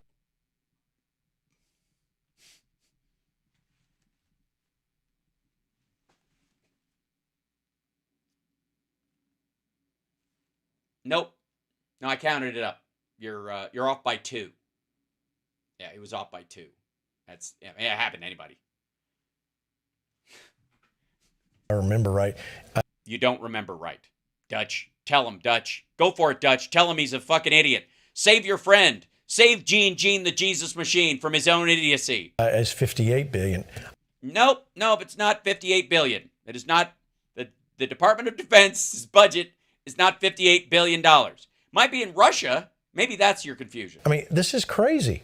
Yes, you are crazy. You're a fucking crazy person. This makes no sense. You're an idiot. It is, you know. I was. It is, you know. I gotta admit, Gene, I'm as fucking stupid as you are. I mean, confused. I was traveling a couple of days ago on a because there was a bench worn out for you. Hold on, I gotta turn this up because these guys are. Hold on, I gotta bring this down. on a sort of a prayer assignment. I'm not really. A prayer assignment. Sorry, but again, shouldn't prayer work from home? I mean, it's prayer. It's not, I'm just saying, prayer isn't what you would call topical as an ointment. You know what I mean? Allowed to talk about. Right. Yeah, don't talk about your prayer assignments. You know, praying over the widow Jeffries, were you? But it was a very significant prayer assignment. Well, it would have to be, or you wouldn't be traveling. You could have, I don't know, just prayed.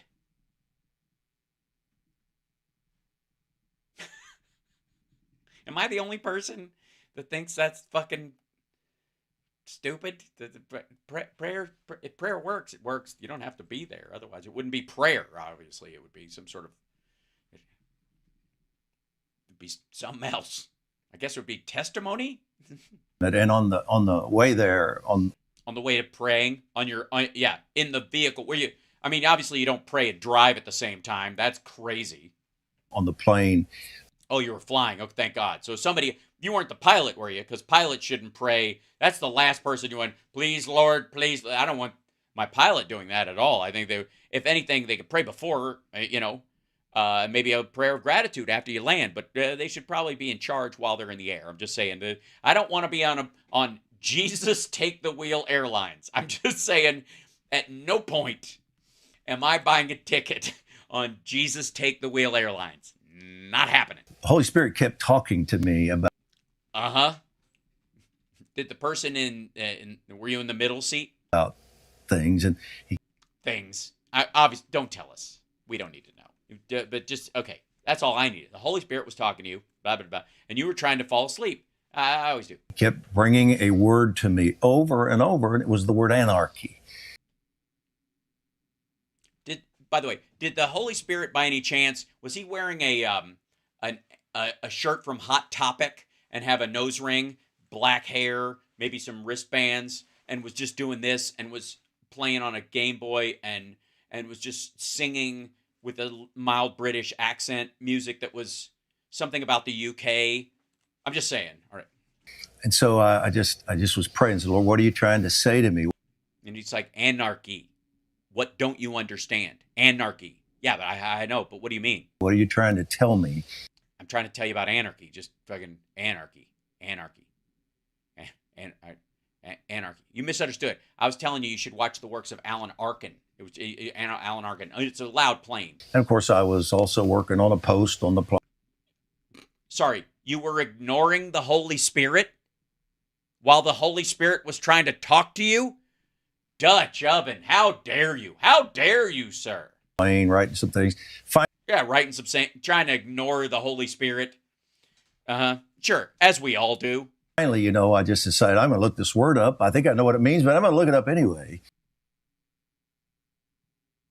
He didn't fill you with a knowing? I would just say that probably the kind of along the lines of the prayer working from anywhere. I'm just going to go out on a limb here, if I may, and present to you the possibility that if the Holy Spirit presented an idea to you, that the word itself wouldn't necessarily mean anything. You would just, on top of it, the word would be a label for the feeling that he gave you, which would give you a pure understanding, being that he's the Holy Spirit. Unless, of course, what you mean is your own idiot fixation that you heard or saw a word and you couldn't stop thinking about it because you're a moron. And to my surprise, I found that the literal meaning. So you paid for Wi-Fi on the plane, is what you're saying. Okay. And the etymology of the word anarchy really means without a leader or leaderless. Right. Yeah. But on a governmental level, obviously not without the Lord. We do not have friends. We here at the Church of the Broken Clock know a thing or two about being leaderless. Obviously, we lost Pastor Mustard last year to a horrible condiment accident that occurred at a Wendy's. And many times people have come up to me and gone, "Are you the preacher?" And I go, "Nope, I just like standing up here. Get the fuck away from me." But in the process of being right 2 times a day, it does indeed seem to be that the word anarchy does mean leaderless. It does not mean lordless, specifically. It's without archos, a leader without leadership. Mm-hmm. And he just drew my attention to what we're saying right now. The problem in America is leadership. We have these leaders that have sold out. We have. You mean like Trump? So you're basically saying like the RNC, the leader just stepped down. They don't have one, so it's anarchy at the RNC. And obviously Trump's not a leader. That's the part that's really stuck with you. Okay. Leaders that just don't get it anymore. Some of them. They don't. Well, I mean, obviously Trump used to get it, but most of the time he paid for it or was introduced to it by Jeffrey Epstein. But I'm sure he's got enough. He's not cash poor right now to the point where he could continue to pay for it. But he certainly doesn't get it voluntarily. I think have just bought into the system so much. Just bought into the system. You don't have to say bought. There's no such thing as bought. You just bought into the system.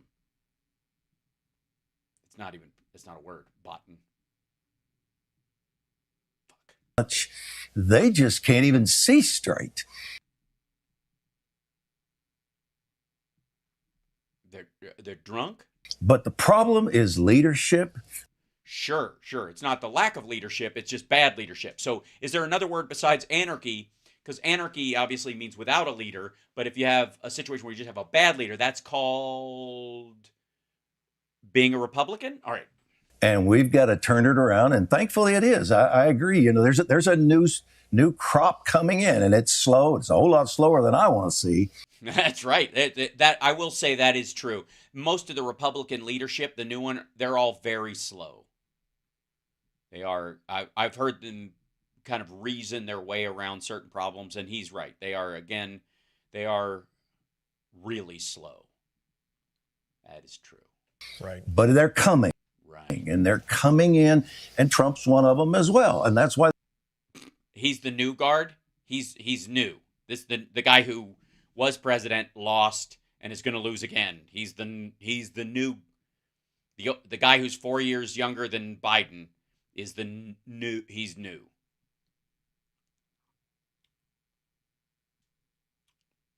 How do you feel about Chuck Grassley? they don't like him because he's a leader. No, I think it's the pussy grabbing and the criminality and the sucking up to dictators and castigating our allies and the smell. Really, I think that's where a lot of people. It's the smell that won't tolerate this. He wants to fix America.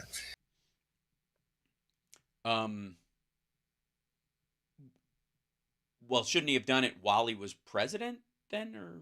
So God is saying we've got to fix it starting at the root, and that's the leadership of this nation. Yeah, neither one of these guys know what the fuck you're talking about, and Gene is just looking at his paper to try and avoid even making the face they're making. Seriously, you have Tucker Carlson, the entire panel. They're all forehead butt cracking you at this point. They're like, I don't know what the fuck that's about at all. It's good. It is a lack of leadership in the very. I was gonna say amen, but I don't understand what the fuck you were talking about. Very least. Well, we've said here before, elections have consequences. That's right. Yeah. So suck it up and I guess vote for the bills that are in front of you because you don't have a mandate and stop acting like it. People that don't expect consequences is usually the mainstream media. Right. Yeah, obviously. The mainstream media, the people that most people listen to, those fuckers. Well, today, look at this. CBS just fired 800 of their conservative reporters and staffers, including Catherine Herridge. Herridge is one of the best reporters, really solid. This is just more evidence that CBS News is the... CBS just fired 800 of their, quote, conservative reporters and staffers, including Catherine Herridge, one of the best reporters around, really solid. This is just... Oh, you mean because they fired 1,600 people and half of them were conservative? They just did a purge of the conservatives at CBS? Is that what they did? This is just bullshit. Propaganda. I mean, if Pamela Hensley 22 says it, it's got to be true. Arm of the DNC. Just more evidence that CBS News is a propaganda arm of the DNC. Real quick, if there was already evidence that that CBS News is a propaganda arm of the DNC. I'm just going to give it to you. It's just like, if there is evidence, there has been evidence, because you say there's more evidence. There's already evidence. You say this is more evidence. My question is if she was so great and these other people were conservative reporters, why didn't they quit? Why didn't they resign in protest? Right? Wouldn't they? Would you? If you were conservative and you were Catherine Herridge, who apparently is one of the best reporters around, and she was working for CBS, and she was like, "Oh dear God, I work for the propaganda arm of the DNC." Wouldn't you fucking leave? Wouldn't you? How do you have conservative principles and just sit there and work for the propaganda arm of the DNC? I just, for a long time. Why would you? I mean, you could argue if they'd have put in is trying to be the propaganda arm of the DNC, whatever, and because these firings would be then I might kind of get where you're going for. But this, apparently, according to you, they've always been that, or they continue to be that, and these conservative pundits worked for them. So what were they do? Or were they just rope-a-dope conservatives? They were just dumb, or they played dumb on purpose, so that CBS could go, we've got some conservatives here. They agree with us. Is that's the point? Is that how that works? Is that true, John? Is that what you think? Is that what you think? Her tweet, when you think? If you're thinking, do you think in her tweets? I think most of them are the propaganda arm or the marketing arm of the Democrat Party. Yeah, but that's because you're a lunatic, not because it's true. And also that tells us more about you, John, or John Turlet Graves, as we like to call you, from the CEO of MillionVoices.org, which turns a hefty profit, I don't doubt. Your voice matters. Use it well. It's borderline biblical. It's great. Again, if that was the case, then why did they work for them? It's a far leftist agenda that's... A far leftist agenda. Yes. All those commies working over there at Bloomberg. Controlling it, but I want to go back to something Dutch just said. Yeah, please do, because none of us understand. Because we were talking earlier about people's age. Trump's a classic example. You can be 80 years old and have a vision. Without vision, people cast off restraint. They parrot. That's right. You got to have a vision where you're up a vision, and if you missed what his vision is, they have a special device to show what Trump's vision is. Action replays in magnified fortune. That's right. So just so you know, he's got a vision of what each state could. Michigan gave us Motown, gave us Motown, gave us the Mustang. Yeah, clearly. So that was clear, right? Everybody got that? Okay. Another translation says. So I don't think it's a matter of age. I think it's a matter of clarity. I think it's... That's right, clarity. Here I am like an idiot. That kind of clarity. Moments of clarity like that. It's a matter of vision. I think it's a matter of seeing what in the world are we doing. We can't... Yeah, seeing things like... They don't like the gas. Absolutely, Can't even spend 10, 15 billion on our own border. That would solve the whole thing, build the whole wall. You would allow people to be able to go back and forth and secure it. And we've seen... Go back and forth and secure it. Go back and forth across the border? Wait a minute. John Graves, CEO of MillionVoices.org, is for open borders now? I don't know. I just don't think that's going to fly. Exponentially more than that already to Ukraine, and now they want to do it again in the middle. It's not like they... Hi, John, you're a CEO. Real quick. You're not going to go back to... I understand you want to address what Dutch said, because God help us, nobody knows what he said. But you're not... You're a CEO, right? It says so in your little label down here. So, numbers in theory. What's the budget for the DOD? Just asking. If you're thinking nearly $1 trillion and not $58 billion, you're close. They wanted to do this 2 years ago or 3 years ago, but here's what I see. This is what gets me excited. Let's go. The dam is about to break. It is. Any minute now. You're going to see this on the border. Yeah. The dam is going to break. I don't think there's a dam on the Rio Grande. You're going to see this on the inflation. You're going to see this on election integrity. And so I don't know where that goes because the Right, yeah. Once the dam breaks, that's the thing about broken dams. I'm going to guess most of the water goes downstream. I'm spitballing. I'm not a CEO. danger when a dam breaks is it's messy downstream. It is true. It's very messy downstream. Don't believe me? Ask the people south of Shanghai when the Chinese government diverted floodwaters so that Shanghai wouldn't be hurt and drowned thousands of people last year. Because it wasn't handled properly, and when the dam breaks, the river can go and mess up downstream on. That's right. The river can go and mess up downstream. Now, obviously, if you hadn't set the dam up in the first place, obviously the water would have just flowed normally for a long time, and people would have adapted to the water where it is. But I'm sorry, this is another analogy. I don't know what you're talking Either about. side of the riverbank, and so our prayer needs to be, God, give us mercy so that. That's right. Give us mercy so that and hip waders. When these things break, justiceness and righteousness happens, and you sweep away injustice. Right. You drown the unjust.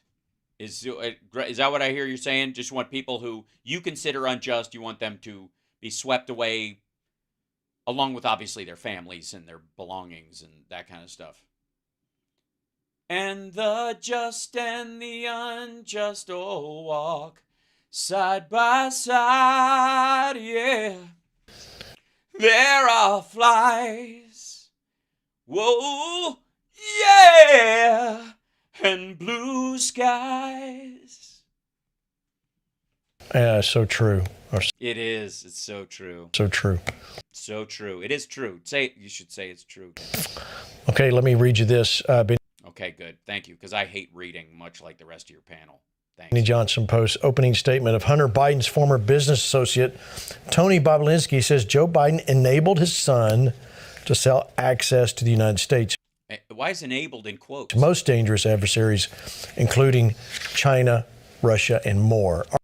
Enabled him, but did he actually do it? And also, you're quoting Benny Johnson, who also believe. I guess you're all in on his sort of tradcon idea of women's role. That women should be subjugated. You're good with that? Gene, the Jesus machine? All right, so I'm going to read you guys. Thank you.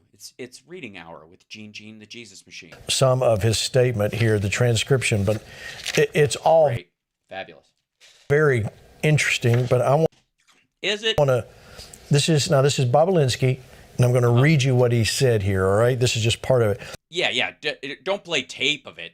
For nearly 4 years, I've tried to tell the American people the truth about serious corruption at the top of the government.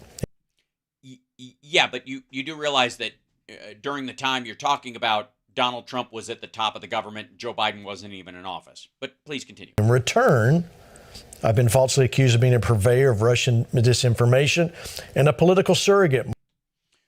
Well, I would put you more in the category of a useful idiot. My continuous purveyor means that you're kind of selling it. I think you're just fucking dumb and butthurt. Efforts to inform the American people of the facts have been actively suppressed by the U.S. government and the so-called mainstream media. Listen to this. Okay, all right. I was going to get all excited about that, even though we've all heard what he's had to say and nobody's impressed. I want to be crystal clear. From my direct personal experience and what I've subsequently come to learn, it's clear to me that Joe Biden was the brand being sold by the Biden family.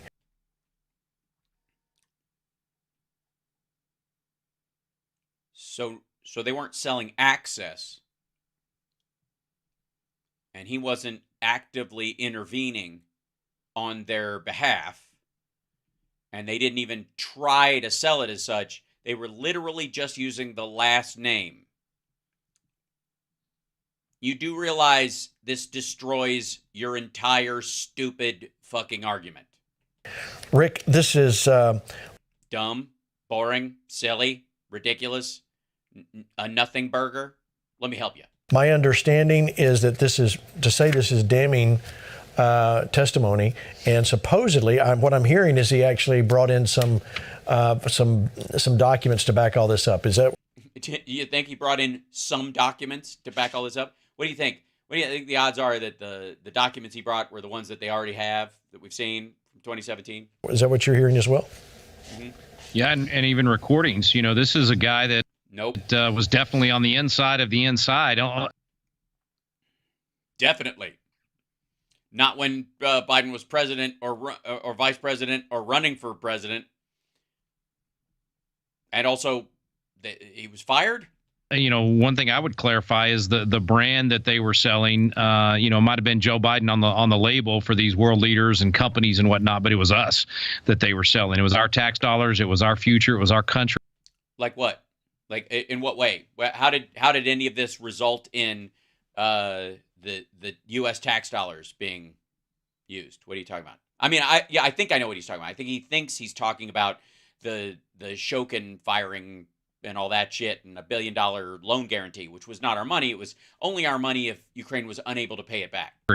That was being sold down the river. Unfortunately for us, he's you know, an unethical and unscrupulous leader that was willing to do so. And yeah, but he wasn't a leader when, technically speaking, of anything when Bobulinski met him and when he stopped seeing him. So that little window. Also, have you ever thought of going on Etsy? They've got a lot of woodworking stuff for sale from the Patriot community. I'm just saying, a lot of good crafts people out there that, you know, you know what? I'm kidding. Those things are expensive, and you know, obviously our country's in bad shape right now, and you don't have any money. Man, the price at this point is real. Patriot Academy, really? Can I go to school there? Can I please? Really, the reputation of our nation and the safety of our nation. I mean, that's how bad it's gotten. Well,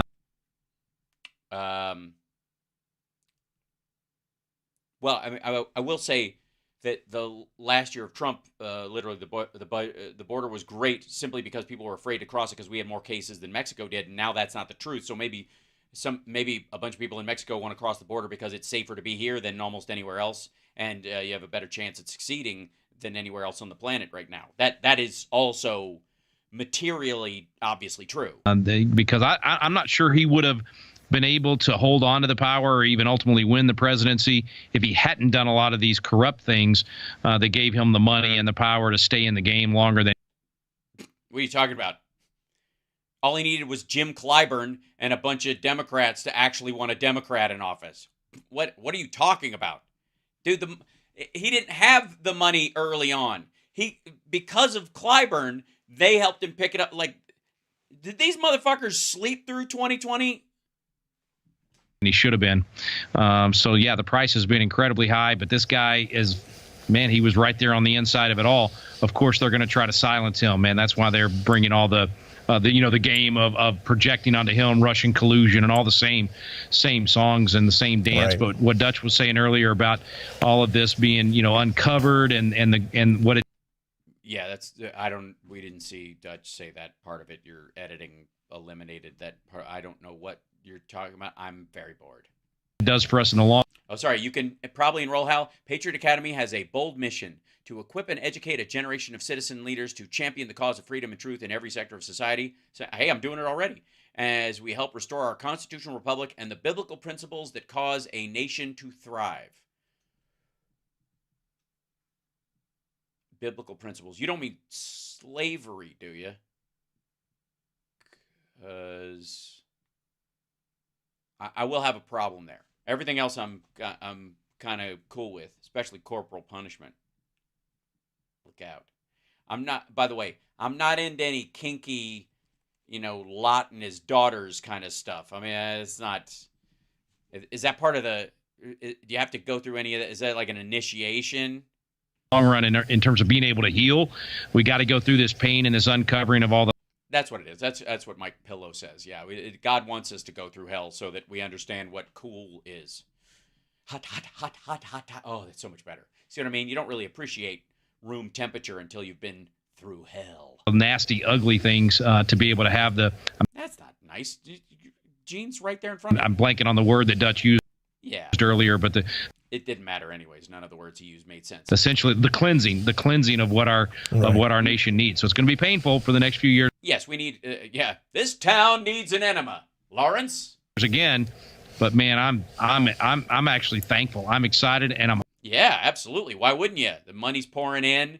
You're backed up by Copeland. He's got 2 airplanes. Gene the Jesus Machine has a new $80 tie every week. Hopeful. What John was saying earlier, very, very true. Let's be encouraged by what's happening because we need to go through. Yes, let's be encouraged by the Lord trying to bother us while we're working on an airplane. This cleansing in order to get to a new place for our country. So true. So true. It's so true. Some things are just true, but this is so. All right. Well, there's late breaking news about that. Oh, fuck. I was about to hang up on this asshole. Now there's late breaking news. Right now, too. Let me go to Mike, again, to Mike Garofalo, Victory News. Mike, give us the update. Yeah, Mike, let's hear it. This better be good because I want victory news. I don't want to hear we almost made it across the finish line, motherfucker. I want balls spiked. That sounds terrible. That's not at all what I'm sorry. 1 second. I got to.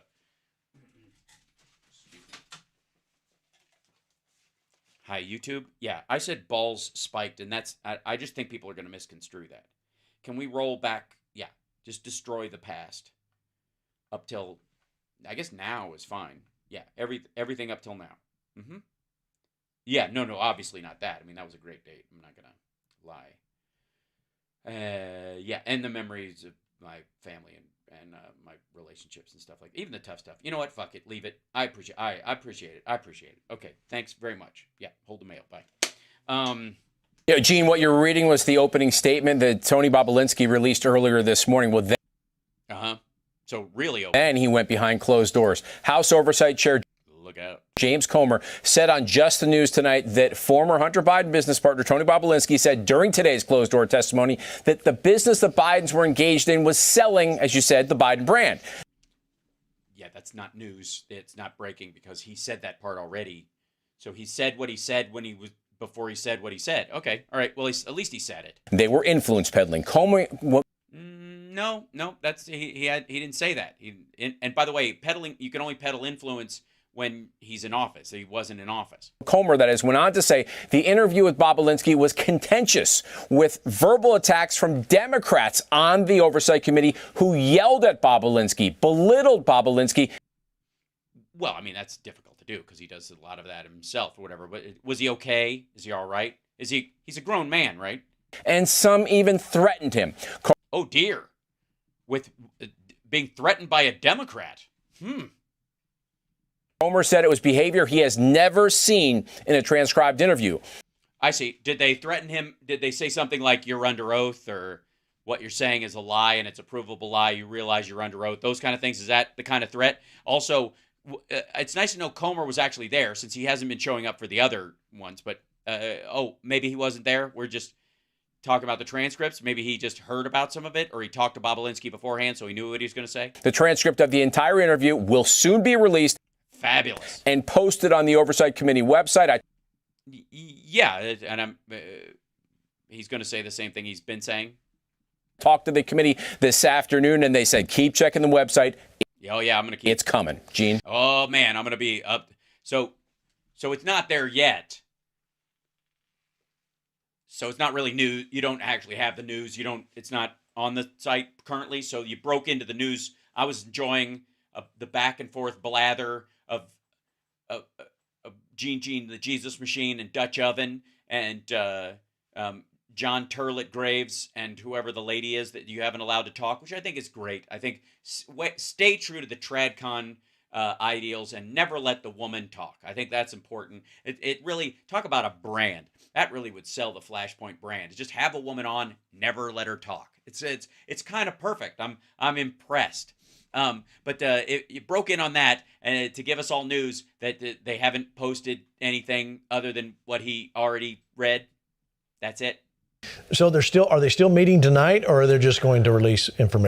I believe at this point, I believe the meeting's over. We're just going to wait. You believe?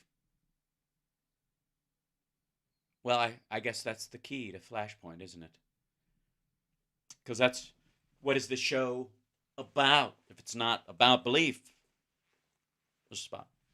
And the transcribed interview be released and posted on that The transcribed what? Sorry. At this point, I believe the meeting's over. We're just going to wait on the transcribed interview to be released and. The interview video. Okay, as long as they get the interview video out, I just want to read it or at least look at the interview if it's available. Posted on that Oversight Committee website.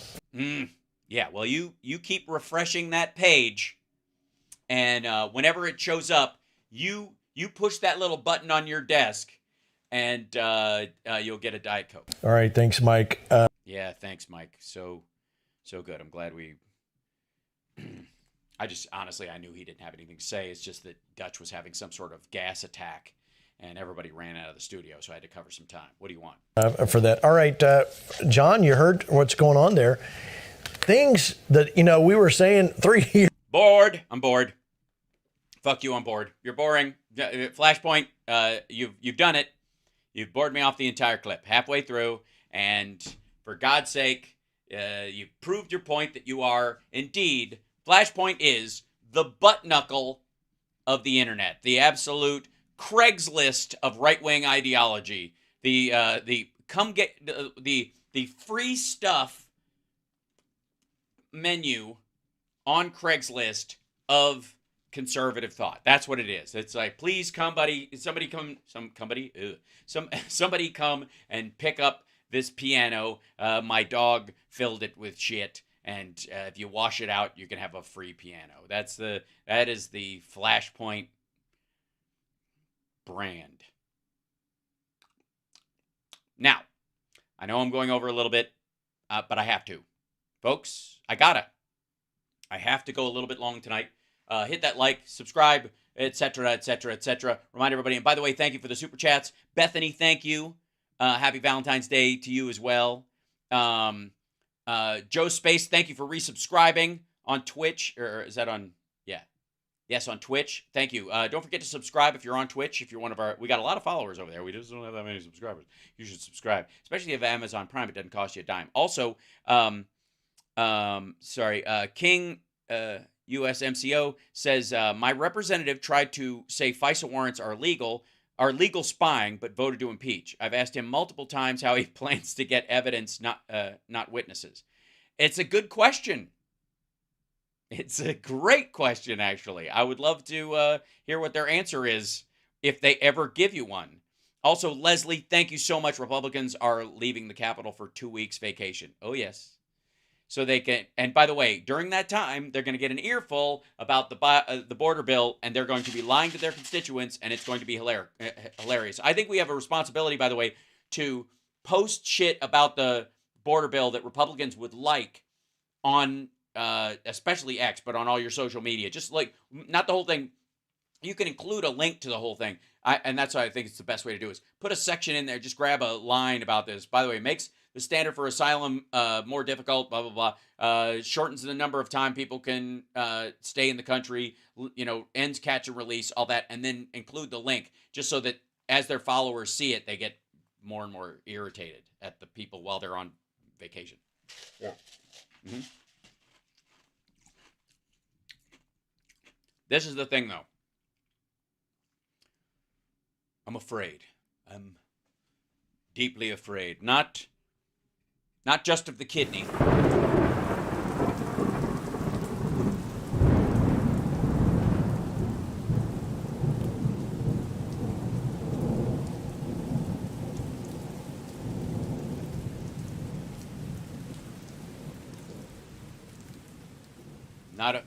Not afraid of doing the show for too long and getting a big contract with Spotify and then never being able to do anything else. Jamie, bring up that thing about the show. Bring up the thing about how much your soul costs versus the money spent and how much you actually have to.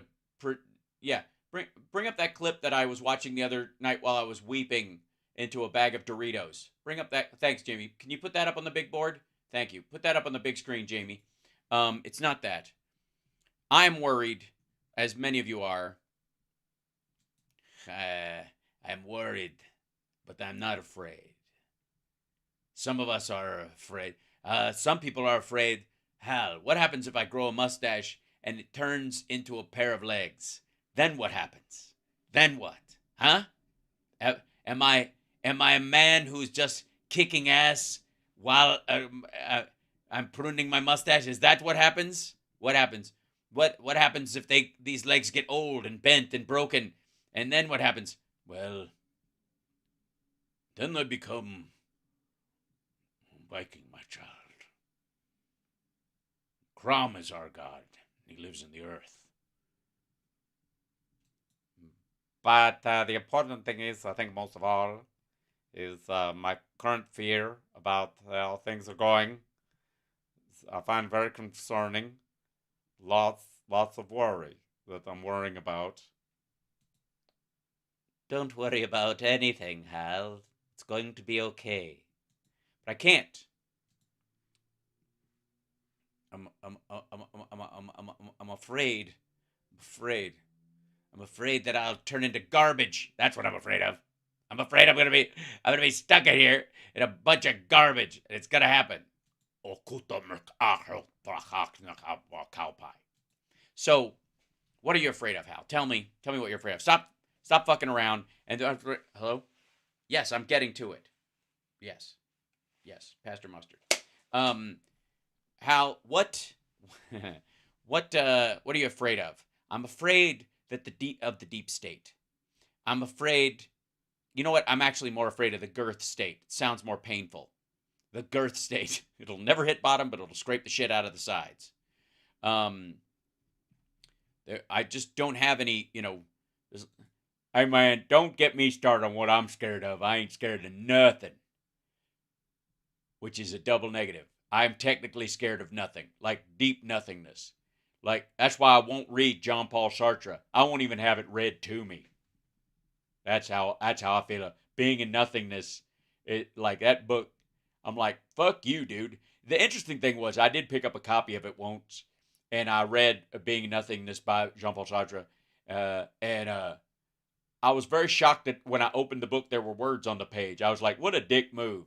It should have just been a blank book, and you'd have gone, oh. You know what I mean?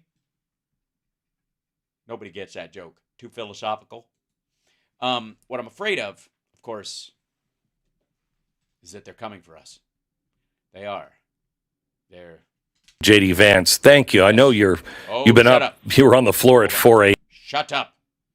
They're coming for us. Apparently, they're going to get us.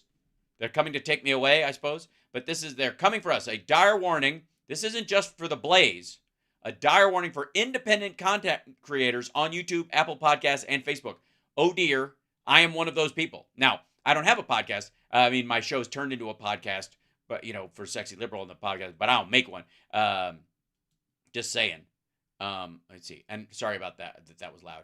I want to start with something. That's pretty loud. Hold on. By the way, that's Stu. I don't know why, but he's Stu. Nobody knows why Stu is Stu. Even Stu does not know who is Stu. So apparently, we've all got something to be afraid of. As a content creator, I am apparently doomed because freedom. Let's see. I'm curious. You're curious. This may be the last show ever. We'll find out. Possibly. How about some clickbait thumbnails on that CSL? That's what we'll do. Here we go. That you need to know about. My job, I feel like, is somebody that is just telling you the mile markers as we go. We are hitting another mile marker here that you.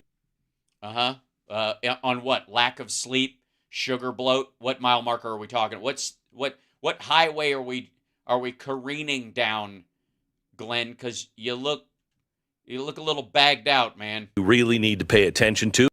All right. Because it is all about information. Sure. Well, I guess speaking most of the time, well, not when you do it, but when most people are talking, they are part of what they're saying is information. We have been witnessing a very disturbing trend in social media lately. Oh, you mean like how ever since Elon Musk took over X, it's like a shit-posting Nazi site? I don't know. You know what? On second thought, you don't look happy about it, so probably that's not what's upsetting you. The giants of Silicon Valley are attempting to control the narrative and dictate what information you have access to. On their sites? The sites that most people are on for free, you mean? The free sites that they have, that they're really for social networking, that are not news aggregate sites, even if you use them for them, that they have the right to do that with because it's private property, you fucking commie? By punishing people like me, or perhaps like you, for wrong think. How do they know what you're thinking? Are you sure it's not wrong say? Now, this is a blatant assault on your freedom of speech. And How? They're not the government. Somebody has the right to kick you out of their house if you're swearing at their relatives or shitting on the Thanksgiving table, I would guess, right? So it's their place. You're in their place using it for free. So therefore, if you're no longer welcome, you can be asked to fuck right off. My freedom of speech. And what do you know? They've decided to do this during an election year. I mean, Well, it doesn't matter when they do it. It's their space. You can. I got news for you, fuckwad. You're rich. You're very, very fucking rich. You've got millions of dollars. Here's a good idea, fucker. How about this? How about build your own server farm, load your show on it, and let people watch it whenever they want on there. Don't use YouTube servers or Rumbles or Facebook or any of these other. Use your own fucking servers and draw an audience there. Don't use their shit because they're not trustworthy. Obviously, they're part of the problem, not part of the solution. Why would you want them to make money off your broadcast? And they're like, oh, you're making money off your broadcast because they give you that shit for free, because you get to run your fucking show on the cheap because they provide you with basically a free cable station outlet. And you are looking that gift horse in the mouth and saying, fuck you. what a coincidence. So I have 3 updates for you. And the first one is actually kind of a win. Okay. I shared last week when my team discovered that Apple had rated everything in my Apple podcast library as explicit content. That's over 2,000 episodes of my radio program, which I am. Mm-hmm. Do you think they got a bunch of people warning there's an algorithm that does it? Also, how much you want to guess that it's not just explicit, that the word explicit is in there, but it's just like the Facebook warning, which is where there's a bunch of things like violence, controversial topics, misinformation, explicit content, blah, blah, blah. And so he pulls out the explicit part because it's the only one that doesn't apply to what he talks about. FC explicitly moronic, explicitly bullshit. FCC regulated, so I can't have anything explicit on. And also the Glenn Beck podcast. Now, the key here is, why did Apple change the rating from clean Well, okay, he's probably going to tell us. to explicit? Anti-vax shit and calling for violence in the end of the world, like calls for violence, I would guess. Well, my team uploads the episodes to the Apple Podcast platform, and they have. Oh, really? Does it cost you anything to do that? How much does it cost you to upload your show to the Apple podcasting platform? What's the charge? To rate it either clean or explicit.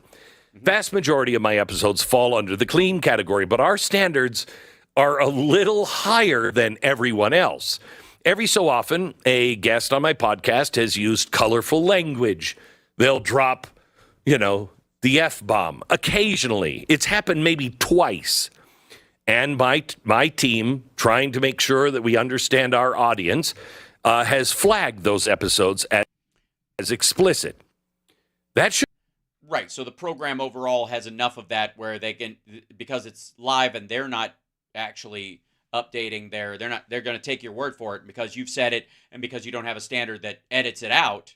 You don't cut out those words, right? That you're basically doing it as live. So that's why they put that on there. Okay. It shouldn't affect every episode. It should affect that episode. So we reached out to Apple for comment, and Apple got back to us right away and claimed this was due to 4 episodes that we in the 2000 have labeled explicit. Now, Apple claimed that we didn't say they were explicit. I know we did. Apple wanted me to delete those episodes. Oh, so 4 other episodes. To get the label removed from all the rest of the 2000 episodes. That's because the channel is just like an overarching thing. By the way, all my shit is explicit. Fuck you. So, censorship? Well, no, because you can still hear it. What's it going to stop? People under the age of 15, you creep? I don't know. There's people that use content settings to avoid podcasts that are entirely based around explicit content like pornography. What Apple did... How many pornographic podcasts are there, dum-dum? ...was group my show with those kinds of shows to hide all of my... No, there aren't pornographic podcasts. ...my shows from you. Even the podcasts about pornography aren't pornographic. We push back. Yesterday, we got a notification that Apple will remove the explicit label within a couple of business days. I mean, we got a lot going on here. So it was a big misunderstanding, as it always is, and time. So it happened to other people, too, and they've been talking to a bunch of people, and it was just part of the switch in algorithm, and you took it personally, and it took you about 24 hours. Summer deals with this with her Facebook videos all the time. People get hit. It happens. Move on. And time again, and I just love the fact that they will take a couple of days and correct this right away. Now, this is called soft censorship. No, it isn't. It's not censorship at all. They owe you nothing. It's a free service. You get to post your shit for free. And these attempts happen all the time. Let me give you another example. That wasn't an example, but here, maybe this one will be. Earlier this week, I got a notification that Facebook is making shadow banning company policy. Oh yeah, you got an? They said that we're making shadow banning company policy.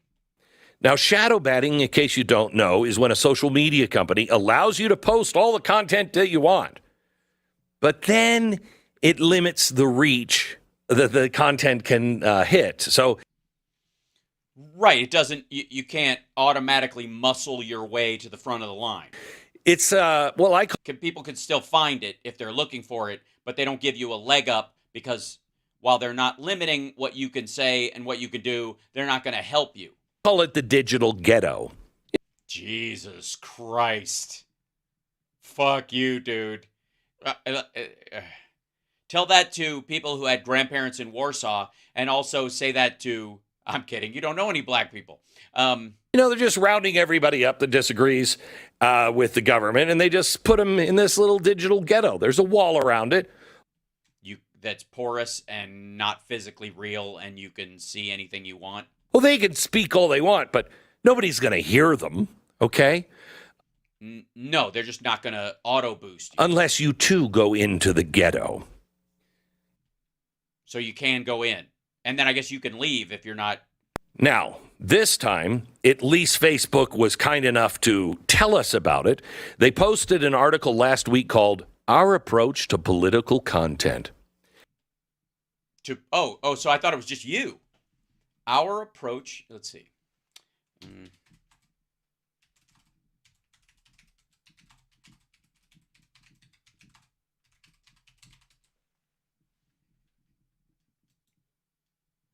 That would be from their, quote, Transparency Center.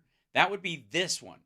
We want you to have a valuable experience when you use Facebook, Instagram, and Threads, which is why we use AI systems to personalize the content you see based on the choice you make. People have told us they want to see less political content, so we've spent the last few years refining our approach on Facebook to reduce the amount of political content, including from politicians' accounts you see in feed, reels, watch groups you should join, pages you may like. You've recently extended this approach to Reels, Explore, and in-feed recommendations on Instagram and Threads too. Part of this, we aim to avoid making recommendations that would be about politics or political issues, in line with our approach of not recommending certain types of content to those who don't want to see it. Okay, so apparently there's a bunch of assholes who use Facebook and all these other sites that want them to be like Facebook and all these other sites and not another knockoff shitpost site.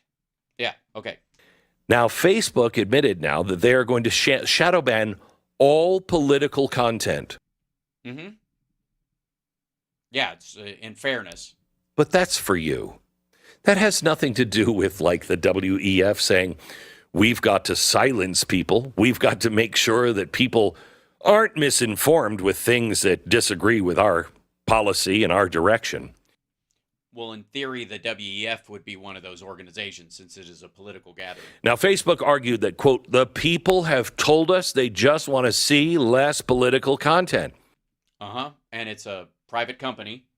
So we've spent the last few years refining our approach on Facebook to reduce the amount of political content, including from politician accounts. You see in feeds, reels, watch groups you should join, and pages you may like. Okay, that's interesting.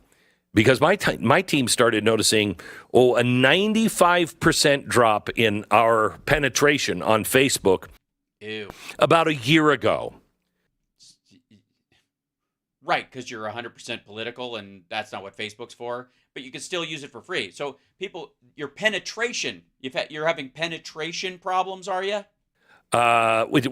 What's your watch hours and your viewership like? Same fucking people? Which is weird.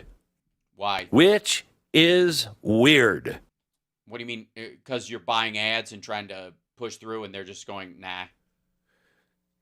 But it'll What's weird about it? I need something more than just weird. be better for our sanity, I guess. I remember a time when Facebook begged me to join their platform. Really? Do you? So what changed? You? Well, an election year where they're scared out of their mind and they have to silence anyone that is telling you a different opinion than Well, apparently they're silencing everyone who's telling you any kind of political opinion. and the overlords. Boo fuckity who. I'd like to know what Facebook considers to be political content. Is advertising LGBTQ issues to kids considered political? I bet not. No. How about content on the benefits of abortion? Probably. Is that political? Probably. Does Joe Biden... Yeah, I again, the idea... What the fuck... content about the benefits of abortion, the benefits of it.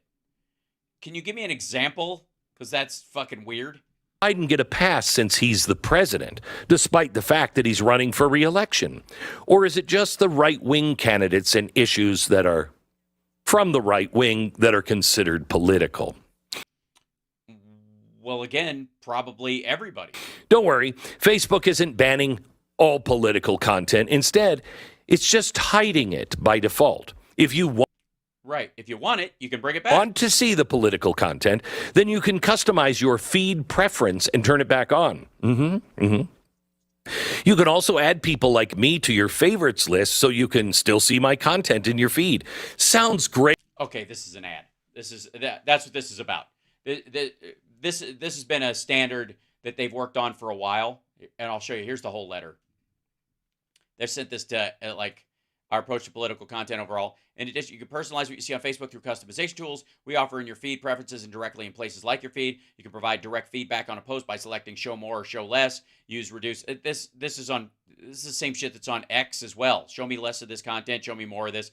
It's bullshit. Okay, let me tell you what this is ultimately about. This is an ad for his Facebook page. He's trying to put this on top of it, and this is one of those things. Like, I have a lot of people who watch the show that aren't subscribed. Everybody does. Somewhere in the order of somewhere between 80 and 80% of the people who watch a show in general aren't subscribed. So there's this constant thing that they tell you about in YouTube Academy to make sure that you mention to the people who are watching to subscribe, and they use that statistic. How many people in the chat room, by the way, have been, when they've been watching somebody that they watch regularly who does post videos, not live stuff necessarily. I don't know what the other live people do. But when you watch a posted video and they're like, the algorithm tells me, my insights on Facebook or my insights on YouTube tell me that 70% of the people who watch this aren't subscribed. So subscribe and help us, blah, blah, blah. You've heard that, right? You've heard that phrase? Okay.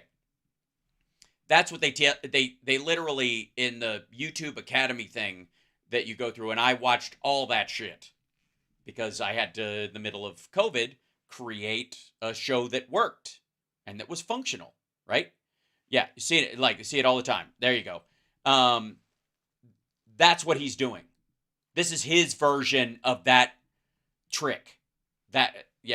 Please subscribe, by the way. And share the show. All that stuff. That stuff that I try to remember to tell you guys, right? They tell you in all these things, like how to make it on any of these sites, how to order. They always tell you, remind your viewers to do this. And remember that a big enough, substantial portion of the people who watch aren't subscribed yet. That's always true. Everybody who discovers your video who isn't subscribed, that group is always statistically a larger group compared to the regular watchers or some shit like that. So you can always make that, even if almost everybody who subscribes watches almost every time. It's just bullshit. But it's a good business model and a good reminder, and it's a good way to constantly remind people to do this, okay? Thank you for watching and liking, by the way. I appreciate it. But that's what he's doing. This is a sales pitch. That's what this is. They looked at their, quote, penetration numbers, has fuck all to do with Facebook or YouTube or any of this stuff. He's just fucking boring. And the people who are watching Glenn Beck are the same people who watch Glenn Beck all the time. That's it. And easy, doesn't it? Okay, so then they cut, because this is really in the episode I did a couple of weeks ago, I introduced you to a group that's called the Center for Countering Digital Hate. The Center for Countering Digital Hate. Yes. When I say they are the ones behind the infamous Jews, it's Jews, isn't it? Probably Jews. Probably a bunch of Jews. Disinformation Dozen report that the White House peddled back in 2021. That report targeted so-called COVID disinformation. Right. All the things that we now know are true. No. Well, they now have a new report out. Like what? Like what? Like what? Vaccines don't work. Masks don't work. What are you talking about? All the things. Lockdowns don't work. Whatever you're making up. I mean, obviously it worked for all the people who survived it. About climate disinformation. Mm-hmm. But not the kind you might. Also, by the way, you'll notice this leap from him being shadow banned about whatever the fuck and this organization. Now, the question is this organization going to show up all the time?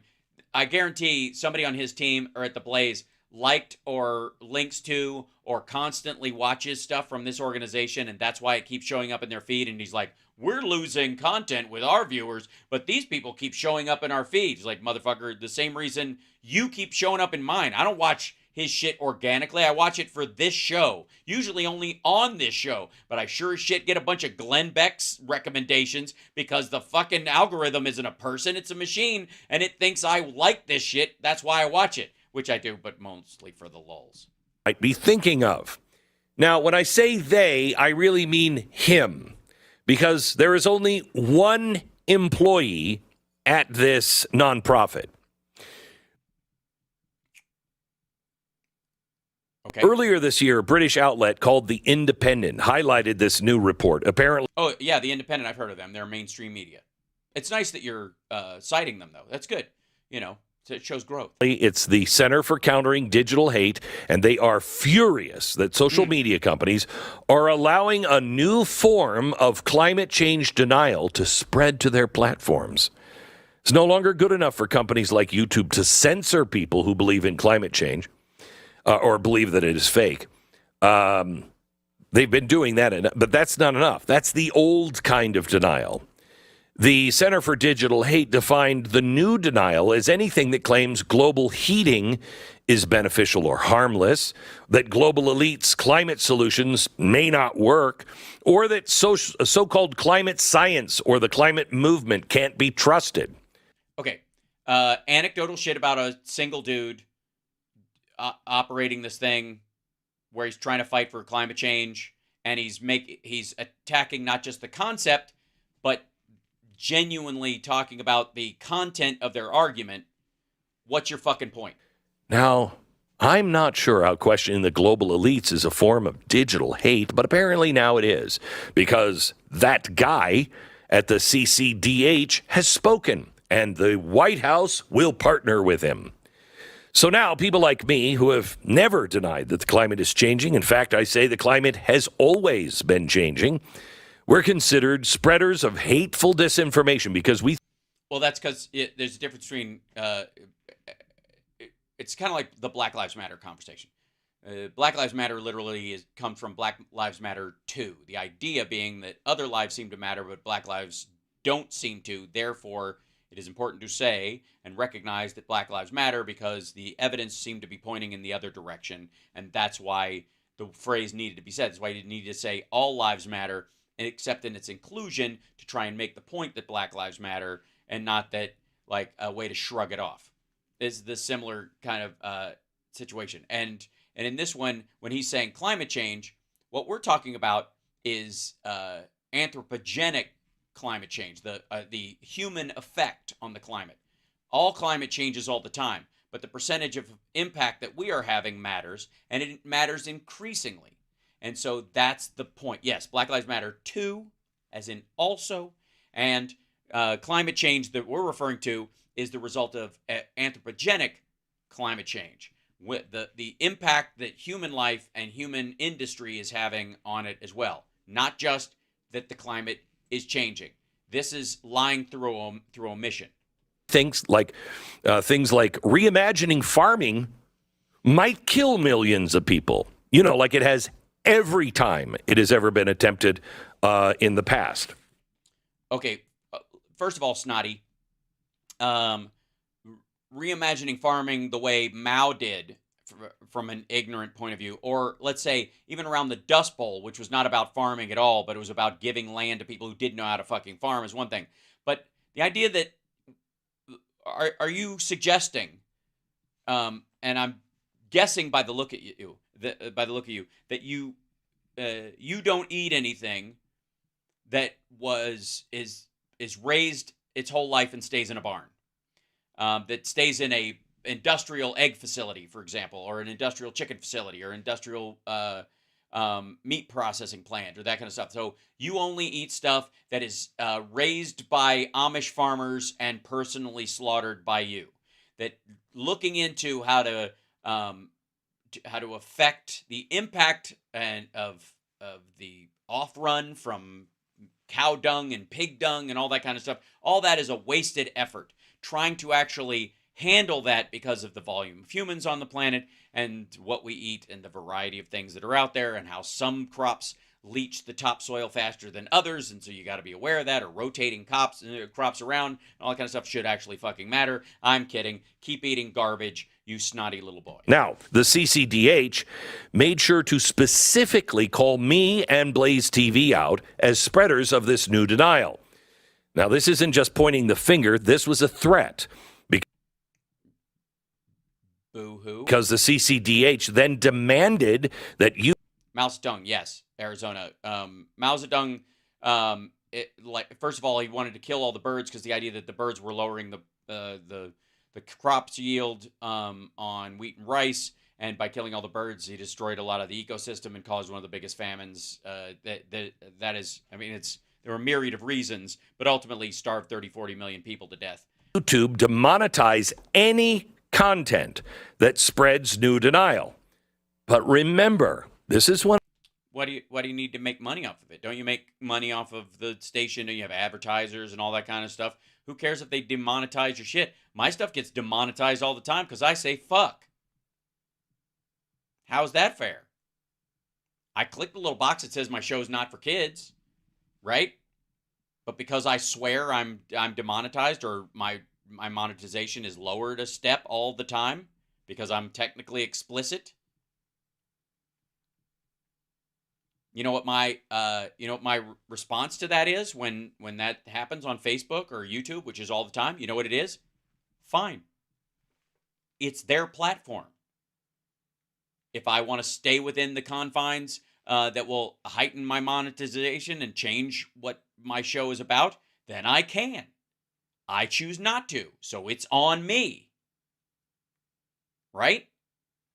That's my responsibility. I don't blame YouTube for not attaching every advertiser that comes to them with my shit. They can single me out for people that have checked the box that says we're fine if he cusses. I mean, stop bitching. Oh, thank you, JD Christie, for the super chat, the profanity bonus. Yes, if you like the fact that I swear on the regular and you don't mind that, super chats are a great way to make up for it. So is Venmo and Patreon, because honest to God, I never get above a yellow $ on the monetization thing, which just means there's like 2 advertisers that will put stuff on my channel at all. So I'm usually not demonetized. I'm usually demonetized. I usually am not monetized specifically for that. White House's go-to expert. And again, that's on me. I take that responsibility. I'm not bitching at them. That's their standard, and I use all these sites for free. So why the fuck would I, if they set a standard where you can't swear on one of these stations, I would just not be on there. Out of respect for them. I wouldn't just go on there. I'm going to fucking go on there and fuck you, fuck. Because it's their space. Have a little fucking respect. Experts on disinformation. It's a good thing the White House doesn't have a track record of telling social media companies who to censor, right? All right. Sarcasm is what idiots have instead of a sense of humor. Fuck off. They don't tell them who to censor. And by the way, most of the censorship you're bitching about happened when Trump was in office. Oh, wait, we just learned in the Twitter files. Jessica says, Hal, have you considered funding from Russia or China money? No, they apparently, I can't even be on their social media sites. I used to be on WeChat. Like I had an account on there that I was going to stream to. Can't do that.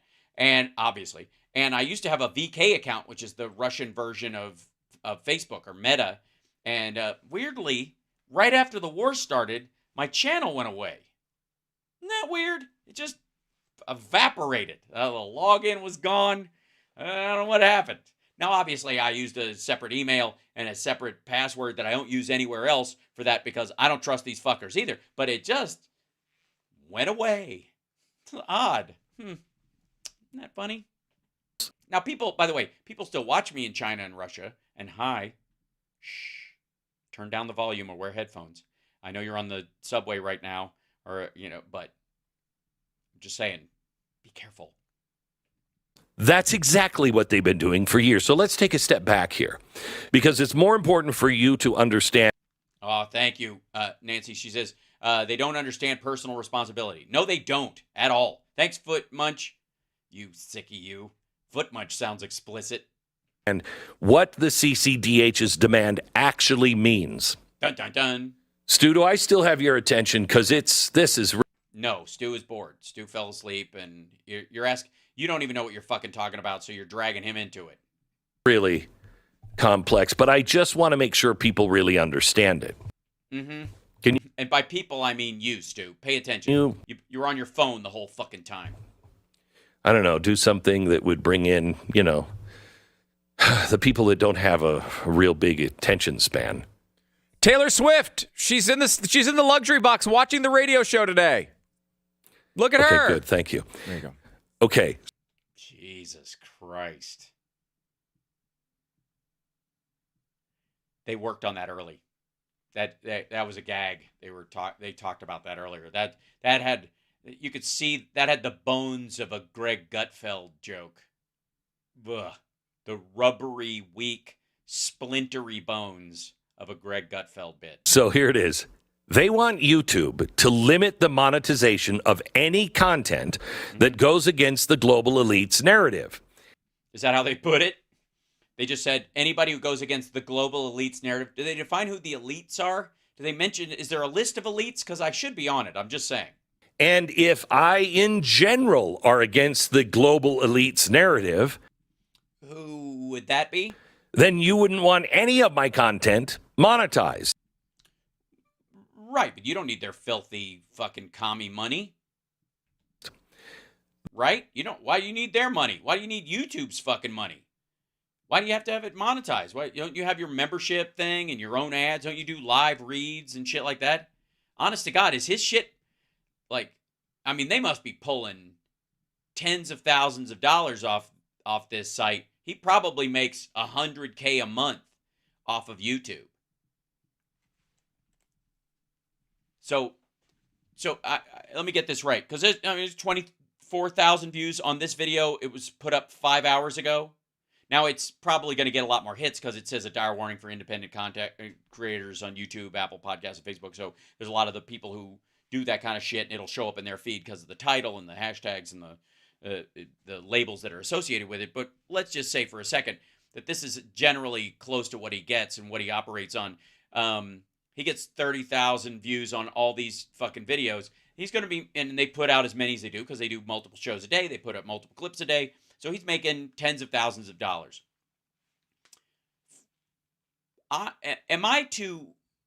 Is it okay if I were to infer that when he's talking about, quote, big tech, and the awfulness that big tech is, and the horror of big tech, and what big tech is doing to our children and our families and the American way of life and all that kind of stuff, while he is making hundreds of thousands of dollars a month. Yeah? Hundreds of thousands of dollars a month from these companies, Facebook included.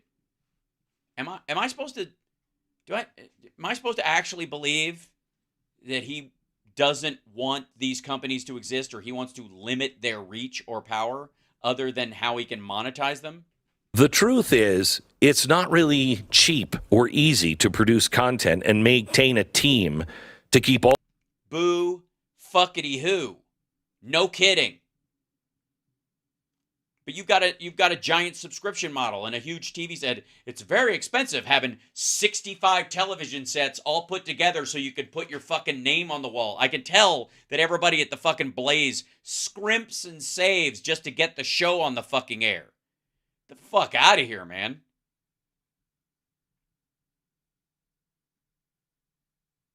Why do you even need a fucking team? What the fuck do you talk about ever that requires any extra thought? All of the trains running on time. Jesus Christ, you couldn't do it. You couldn't say that sentence without a fucking Nazi reference. That literally was a reference. That was the thing. At least Hitler made the trains run on time. That's a reference to that. Get the fuck out of here. A subscription model is the best way for us to function. And aha. And that's where we're getting to. This is a fucking ad. It's another fucking ad. These are all backdoor ads. This motherfucker's been selling us prepper food this whole time. that's something that we pioneered here at the. Fuck you, you did not. Jesus Christ, man. You think the only people that had a subscription service at the beginning of this? Pioneered. Blaze. I knew working at CNN and then at Fox, we could not rely on other companies. We couldn't rely on advertisers. But you did. You did. Apparently, it turned out you could. And you sold subscriptions and then stacked the money you made from all these private companies on top of it. And the minute they're like, hang on a second, you are limiting our money from other sources because you're fucking up the place. So we don't need you. We've got our own thing going on, and you've got your fucking subscription service. So piss off. We had to rely on you. Which is a lie. Because he's got ads all over the place. They do live reads like radio. He's on radio stations everywhere. There's nothing super expensive about the Blaze. Don't give me this shit about we've had to rely on you. In yesterday's video, this motherfucker was talking about he had to buy a black suit last minute at this fancy pants place near Yale in New Haven, Connecticut. And yeah, tell me all about how your fucking shoestring budget, motherfucker, while I'm using a hot dog or a hamburger phone as a prop. Jesus. Now, we take advertisers because it's wildly expensive to do what we do. Why? Why is it wildly expensive? Don't get me wrong. Making a show and keeping it on the air and making sure, like, having an internet connection that's reliable. God knows I go through that shit wherever I'm going. Traveling around trying to do this. I did my radio show for fucking 15 years on the road when I was doing stand-up and stuff, and finding a place where I could actually hook up to the station and actually have some audio or whatever was a fucking bitch. But now, fuck you. Hold on one second. Let me show you guys something real quick, because this is aggravating me. This is my bread and butter right now. What I do is expensive in terms of the show because I'm building this fucking race car as I drive down the road. This motherfucker, like, what in this room that he bought at a fucking thrift store or online or fucking from Alibaba or whatever? Yeah, CSL knows. Jesus Christ, we're fucking hamstringing this goddamn thing all the time. And I gotta wait for fucking YouTube to go, we pay you around the middle of the month sometimes. We might be late, whatever, which is super fucking weird. Like, you're a computer company. You should be on the fucking nose, right? Or Patreon, which pays the first day of the month. So if I have bills the first day of the month, like everybody else, I got to either wait till late in the day or the next day to be able to pay them, which I do. And this motherfucker don't fucking, oof. And I'm not even near the fucking money these dickheads are pulling in. Shut the fuck up. All right, let me show you something, though. Let's go. Elgato. I'm going to go to the Elgato site, and then I'm going to show you something else. And this is because we love Boston Brian. I'm going to share this with Boston Brian and the like real quick, because this is the current state of shit as we go. Oh, quit it, you crazy. Get back out here. Why does everything hide when it happens? I don't want that. All right, go back to here. And then go back to here. See, it makes the page go away. And I don't know why. It's so very odd. I'm going to be aggravated. All right, let's go back to here. Set up this and there. Get back up in here. We go to here. Okay, excellent. Now, let me show you something, Glenn, you fucking putz. Now, we've all seen his studio, okay? We've all seen his shit with the fucking walls of video screens, and I lust after it every time. It's disgusting, but it's how I live. I would love to have a big setup like that that's all cool looking and all that stuff. But you don't need it to actually make the show happen. All right. Let me show you something real quick. Let me open up. First of all, this is, open this page up and pop it out of the way. Put it here. This is, most of the gear that I use is Elgato stuff. So, and this is, as stuff has come out, I tried different shit all along. And I was like, you know who's got their shit together? Gamers. Gamers managed to do high-level video and high-speed, like 60 frames a second and all this kind of shit. So I was chasing up. I originally had like a regular, like just a regular single-shot camera that I was feeding through. And now I actually have one of their Elgato cameras that I use, which is very nice. And it can even show the bump on my nose that I got from wearing my glasses earlier, which is still not gone away. I'm not quite sure. I think I was electrocuted by my Meta glasses, but we'll talk about that later. So this is the 4KX. I don't use this. But let's go to the other shit there. That's the 4K Pro. I have one of these cards in my computer to try and get it so that I can play these things. So I can play audio. I'm your huckleberry. Into the computer. It's being a little weird, but now it works. I got that so I could specifically run my other computer in there. Okay. These are the lights I use, basically. I have two of them right here. I have them, I timed them and made them shut off and added a sound effect of the thunderclap audio that I found online, and I added it to a single button so that I can, in case the kidney comes up, turns off two of the lights, plays the thunder music in the rain, waits on a delay, and then when the sound is over, I timed it to turn the lights back on. Okay? I did that. I sat down and fucking arranged that shit so that we could have that. Just because it's funny to me. Now, these are... I use these. I used their mic for a while, as many of you will recall, but it gave me that crackle problem. Remember that shit? Where my mic was getting crackly at a certain point? So I had tricked out my shit to use their microphone, and it just fell. I don't know what the fuck. Every time we get to some point, it gets crackly and awful, so I switched to this mic, which is a different one. This is the Beacon mic, and I need... The reason I have to have this is because I have to do what's called a submix, so that I can send my voice and my sound effects and any clip sounds that I go to my guests so they can hear what I'm showing. And it can go there if I'm on Steph's show or if I have, the guests that are on the show. So if I play a clip for them, they know what's going on. And then I can hear them as well, and never the twain shall meet. So their voice doesn't go back to them and cause a loop, which is always a pain in the ass. And I do this all by myself. So give me a fucking second. Then I bought one of these guys, thanks to our lovely Patreon people. I added this to my kind of wish list and pre-ordered this, and it finally came in. I use it right now, but it's why I can look at the chat room in the camera instead of having to look up like this. That's all, the only reason I got it. I don't use it as a teleprompter because I don't need one, but there's Night Beck. Good night, Beck. Good night, Becky. See, I can see that going, I'll be your Daisy. There you go, all by myself, somebody singing. You've always presented it as an AV Club Master shithole. I try. That's right. I was that nerd in school. So, that's their prompter that they make. It's literally just called prompter. But I use that because you can use it for put a monitor in it as well. So I use it as a mini monitor so I can look right at it. Or if I have guests, I can do a projector. I'll show you this. So it'll create a bit of a loop. But if I create a projector from this output projector, there you go. See that right there? That's this guy right here. So I can create an output projector of what I'm seeing, and then I can put it up into the teleprompter, and now I'm looking at myself in that image. I can see it straight ahead. If I ever need to do that and that's what you do when you're a guest on a network news show, which I'm planning on doing at some point once we grow this thing to 150K. Right there you go. All right, now this is the microphone that shit the bed. Look, they even make a Glenn Beck model. So wait, okay. And then this is basically the shit that they have. And then so it's like, it's all computer stuff and for making video and whatever. And on top of that, they have, let's see if we find this in here.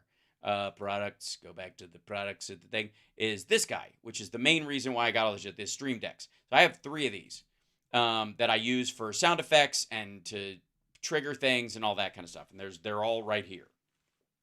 Okay. And I use these to run the show.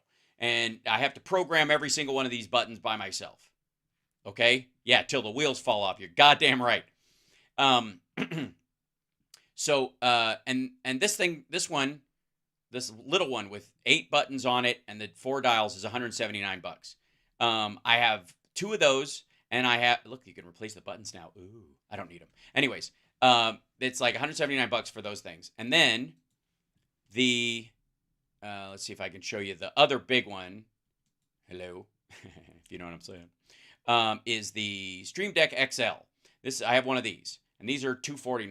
And I have one of these right here, and that's the thing that I run the kidney off of, and the thing that I run, like, I have folders and folders of my sound effects so that I can. They said, "Oh, right." Michigan gave us mo." They're all programmed. All those buttons are programmed on that thing because I don't have one of those big machines that Stephanie Miller has. So I made one out of this thing. Okay, it's $250. From my perspective, doing this show, is it expensive? Yes. Yes, it's a lot. That's expensive. Also, I'm using, I got 2 monitors that I purchased because we were growing this thing out. And then I had other people like, I have an old monitor. You want it? And I said, yes. And they sent it to me. And now I got 2 of them. And I put one up here where I could put all the meters for audio and shit like that. So that if anything's like everybody's complaining, I can go, oh, that's off. I can see it up there, but it isn't in the way all the time while I'm trying to actually do the fucking show. So I do this all by myself every day, twice a fucking day, most of the week. And each piece of gear in here, I mean, I'm probably, if I don't include the computer, $10K all in on the gear that I've had to buy for this show all by itself, just like piece by piece. And this is the stuff that's actually working. About 10 grand worth of stuff that I've just accumulated over time. That stuff took a shit, and then I had to replace it, and then I'm using like old stuff that I had before, or and then again, fuck. The thing is, this is why I look at the shit that he has in his studio, and I'm like, none of that's useful. None of that. There's nothing. Just your fucking name on 9 screens, you asshole. Don't talk to me about how expensive shit is, because if I had that set up, you guys know that for one fucking shot at the beginning of the show, I'd have all those screens say Hal fucking Sparks on it or whatever. And then after that, I would have the screens open that I need to do the goddamn show.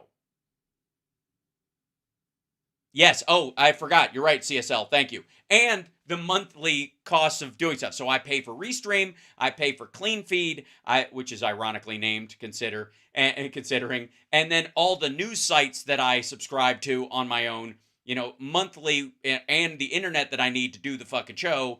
We're talking somewhere between maybe $300-500 a month minimum for all the monthly services that I use. And not including Canva and stuff for doing other shit. On top of that, just to get the show broadcast, just to get it out there, okay? Minimum. And Yes, they're tax write-offs, but then you have to. Yeah, so about that, Water Goddess, about that, yes. And on the constant. So when this motherfucker, who has the same 3 assholes on his show all the time, has no fucking team, I don't know what the fuck they're talking about, and 2 techs in a fucking room who never do shit except switch picture, which he could do him fucking self. He could do that in that room. They could have one of these fucking Stream Deck things, like the little one right here. Glenn could switch to what he wants on screen. It's his fucking show. Pat Gray, I think, is the 3rd asshole. That's how he likes to be referred to. So, you can see why I get aggravated when this asshole is talking about how expensive this shit is and how hard it is for him to put it together. And he's got this fucking, they've made a set of his like childhood bedroom with this fucking Fisher Price action figure shit in the background. This old fucking, none of it's real. All of it's fucking poser bullshit. Those skis were never fucking used. What the hell are you talking about? All of his mics have the fucking logo on it. And you're going to bitch because YouTube, who lets you use their site for free, wants to set the standard for what that means? Fuck you. Oh, thank you, Michael. Appreciate it. And by the way, I hesitate ever talking about this because I don't want to sound like he's doing right now. That's what this is. That's what the fuck he's doing. That's what he's doing. This is a bait and switch. This is him turning they're trying to shadow ban me bullshit story into a way to fucking wrangle subscribers like an asshole. This is why I have such a hard time talking about Patreon and all that kind of stuff. Even talking about it makes me feel all queasy about this, god damn it. But that's why I don't like talking about it, because when these assholes do this kind of shit, I'm grossed out. I'm annoyed. Do your fucking show, dummy. Let Stu do that shit. The fuck's he doing sitting over there on his phone all the time? But in the end, we'll continue to do it as long as you are a subscriber. See? Motherfucker.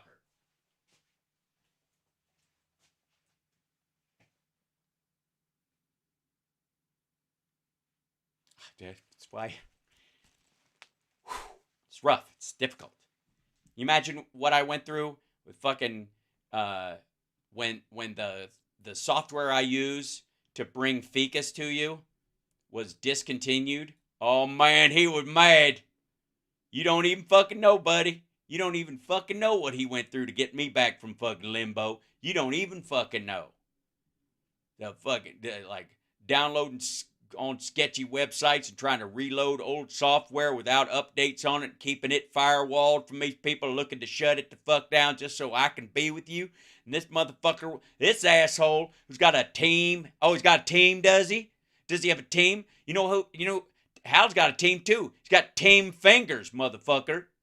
When something goes wrong under the desk, he's got team crawl around under there and go, chip, chip, chip. I've heard him fucking do it.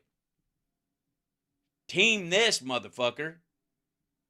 Except Can't Stop Lying. He'll pick the clips and post stuff on it. Give it up for him, man. That's fucking work. That's some great shit. He's a good man and stuff. And Andrea helps get the guests on there. But technologically, illogically, Hal's got team fucking fingers, man. Team fucking knees.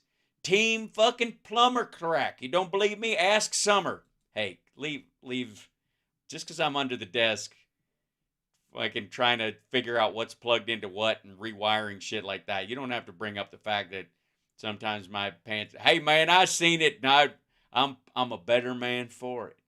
Okay. Get in there. All right, let's finish this shit up because I'm just gonna get riled up.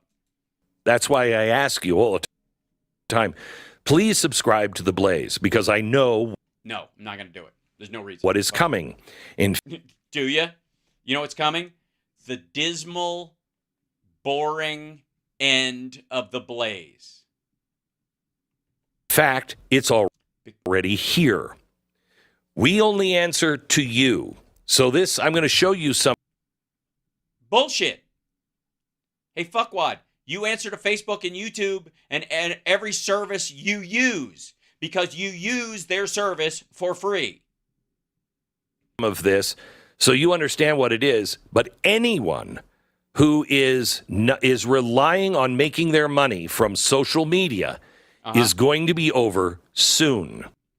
No, they aren't.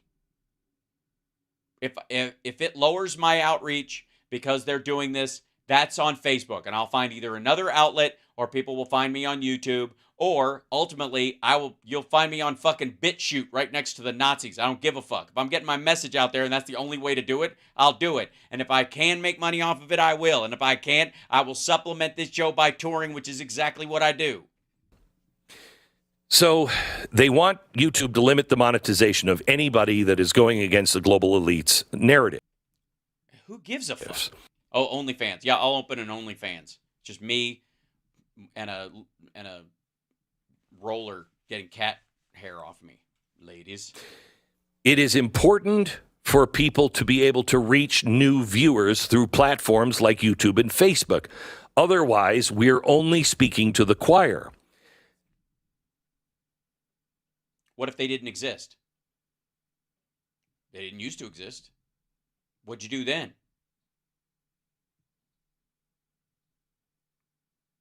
What was it? If you can't, I guess if your business model is just clickbait and outrage porn, then you're going to be in deep shit. But if you're a reliable source, which I feel like I am, I'm not worried about that at all. How do you offset the cost for content when you're putting it out for free? Well, they put it on for free, and you get advertisers, but it doesn't cost you anything to put it on their fucking site. Well, YouTube shares the revenue that they take to run ads in our content. Do they now? How much? Hey, Glenn, some YouTubers will talk about how much money they make. Let us know. The better a video does, the more ads are sold, the more money both YouTube and, let's say, somebody like me makes. Yeah. Why would you take money from the filthy, dirty people at YouTube? That's how it works. Right. Do you have any say in what ads run on your site? Oh, you don't. Well, a man of your principled beliefs wouldn't allow for that, clearly. But late last week, one of my producers was looking through the YouTube analytics on a podcast with the rancher Shad Sullivan. Okay. Your podcast with the rancher Shad Sullivan? The episode is called Millions Will Starve. Okay. Didn't do well? Rancher sounds the alarm on the global food agenda. The global food agenda. So the idea being, I guess, that your goal is that they have a goal to starve people on purpose. Not that they're a bunch of fuck-ups making a mistake, but they're entirely about killing people. Gotcha, okay. It was performing extraordinarily well. In just, I think, a day, it had 320,000 views. It had amassed... Really? People view a podcast? A watch time of over 88,000 hours. Okay? That, if we cared about the money, should have made tons of money. What would define tons? For The Blaze or whoever. Or for the Glenn Beck program. But it didn't. The podcast. Really? Because some of my videos have the same watch time as yours, and they don't make tons of money for me. Just saying. I have not.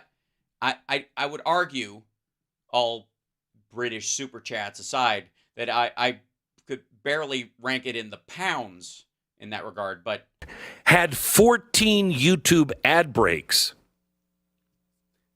So good Lord. They were selling advertisers, but we weren't making any money. Yeah, welcome to the world of Spotify artists. So we don't know what happened to the money there. We were searching for a potential problem. We found a few things. First of all, YouTube had limited ads on this video. Right. So the only people putting ads on your video were people who are willing to scrape the bottom of the barrel, and those people don't pay a lot for the top-notch spots. When you get the lower, that's the thing about me swearing, is that my ads are always, they're not going to be the progressive ads or the big pharmaceutical companies, whoever's paying for Coca-Cola, whoever's paying to get their ads in, considering the watch time that I have, I've got 10 million hours. I have over that. I have over 10 million hours in the last 2 years because I'm good. Thank you. But the ads that I get are all going to be like the equivalent of penny stocks. Which can take it to, every 1,000 people, or I don't even know the numbers, but you get a certain amount for everybody who's watching. No, you don't. You get a certain amount for everybody who's watching that the advertiser pays to get on a program talking about those kind of things, or that they don't give a fuck, and they pay a lower cost, clicks per minute or cost per minute than bigger advertisers do. All of this, and then you split it. Yeah, so it's all Temu ads. I get it. Your whole show is run on Temu ads, right? But if you are banned in any way, then that number goes down.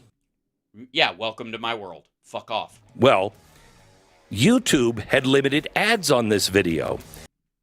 Right, boo fuckity who. They claimed that it had firearms-related content that wasn't friendly to some advertisers.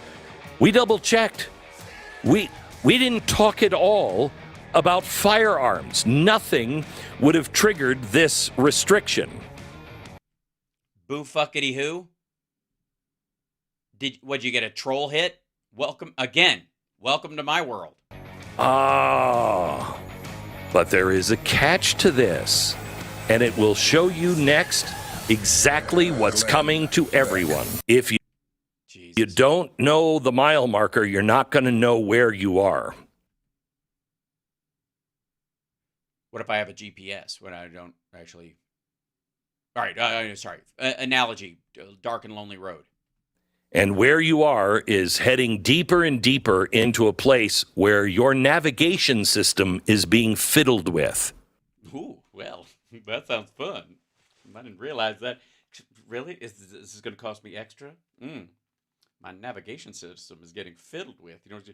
Are they wiggling the cord because the connection's bad? I need a whip crack sound effect. Clearly, like a whoosh. I urge you, if you are not a member of the Blaze, please support us. Join. No, I'm not gonna do that. Fuck you. Us at blazetv.com/Glenn. Use the promo code free speech. That's ironic. Also, can I use the promo code /Glenn? Is that too rude? And you can explain your. Don't stop selling. Shut the fuck up. Opinion content, but also there are two big stories that I want to get to. Get to them then. This has all been a sales pitch, you dumb fuck. The Blaze has just investigated how many people actually died of COVID-19 in the Michigan long-term care facilities. That's a breaking story. Also, it's a breaking story.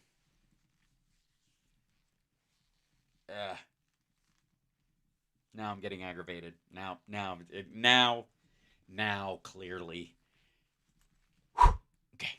So, Capitol Police, we've just found, and we are showing you now footage that has never been seen before. Oh, I already looked at that, motherfucker. Finish the thought.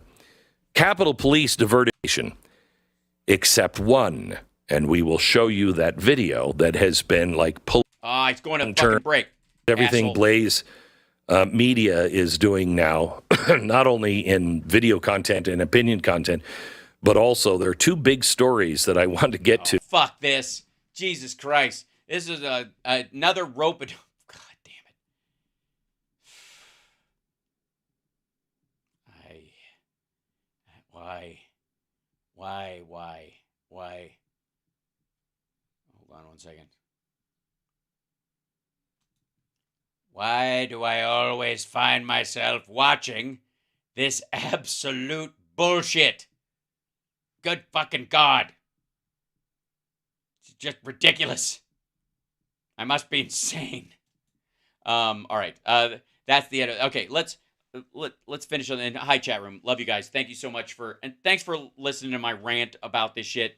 I apologize if I got too far into the technical. At least I stopped myself before I went to black magic, and not the actual dark arts, but the black magic gear that I've gone through in doing the show as well. In my complaints about this asshole bitching about how hard it is to get the Blaze on the air. It isn't. It isn't. Motherfucker, you used to have to work for ABC, CBS, or NBC, and then maybe Fox. Then cable came along, and you could buy your way onto a station or buy your way onto a channel late at night. Don't believe me? Ask Tony Robbins. And then afterwards, like, when the internet came out, early on, okay, you guys know I worked for Marianne Williamson back in the day, and I'm the one who talked her into getting Marianne.com. That's why she has Marianne.com, is because I talked her into it. She thought it was silly. I was the one going around, you need to buy your own URL with your name, because I was like, one day, as an actor, I'll be able to put my demo reel on the World Wide Web, and I won't have to make video cassettes and send them out anymore, right? And I was right, and a long time ago. And I still own HalSparks.com, and I've had it since 1993.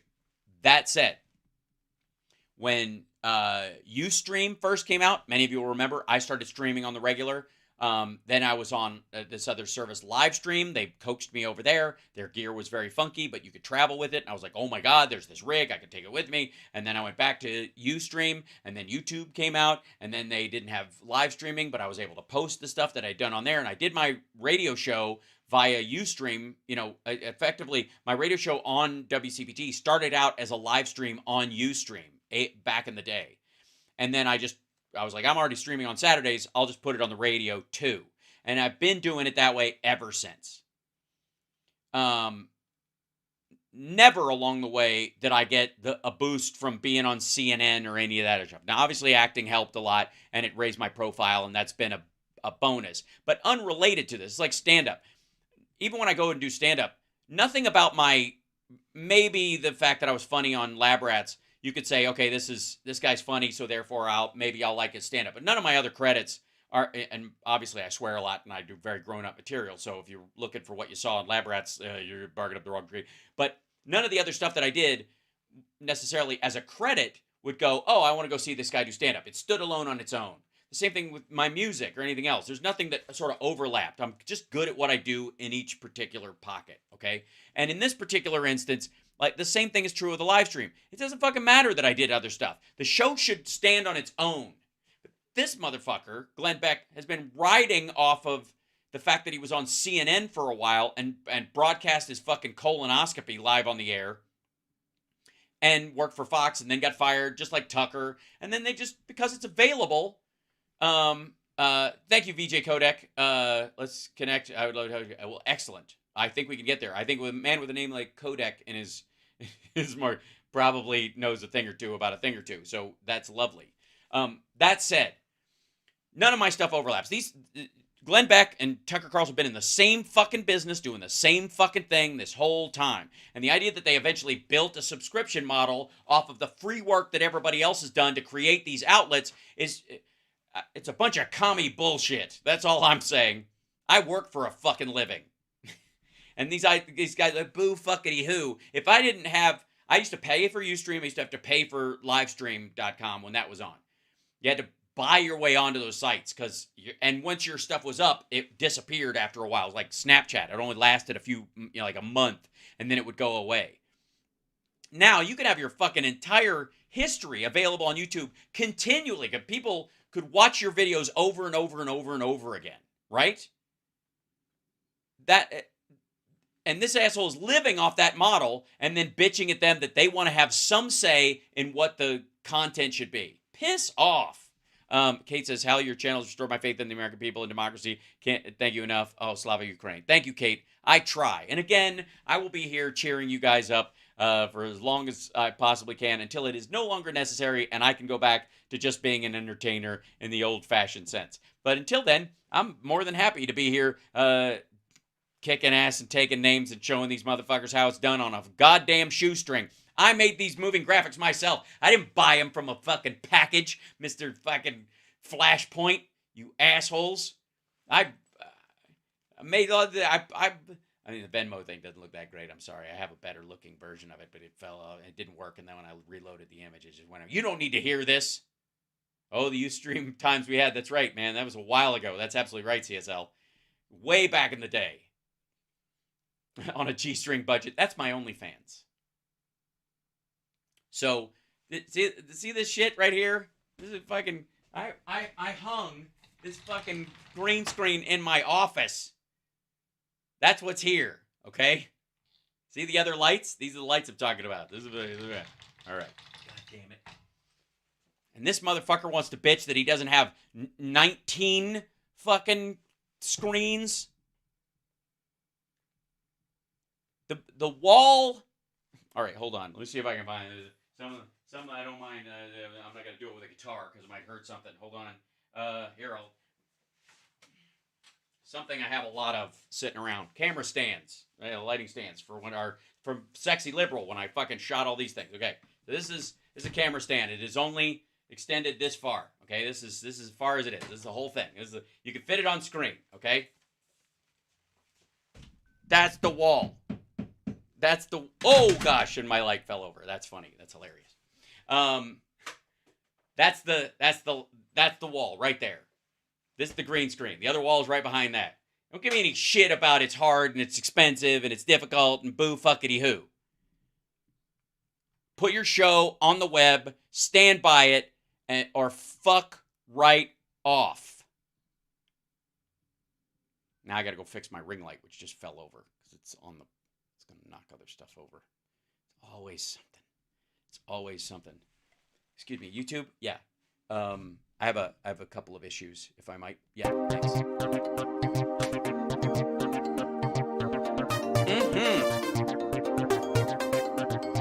That's it. I'm gonna go buy a drone. Just pissed. Do my show in a fucking yard.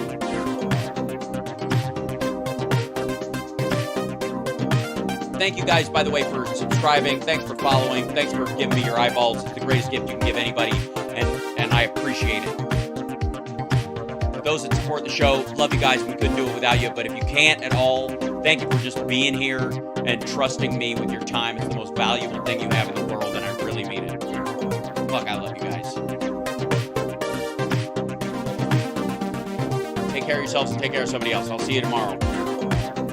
I have acupuncture in the morning, and cupping. Hello. So wish me luck. If I have weird squid marks on me, well, I'll show them to you, probably. Yeah. It's too much information, isn't it? Hit that like on your way out the door. I'll see you later. Okay, bye. Even outside, it's packed. I know.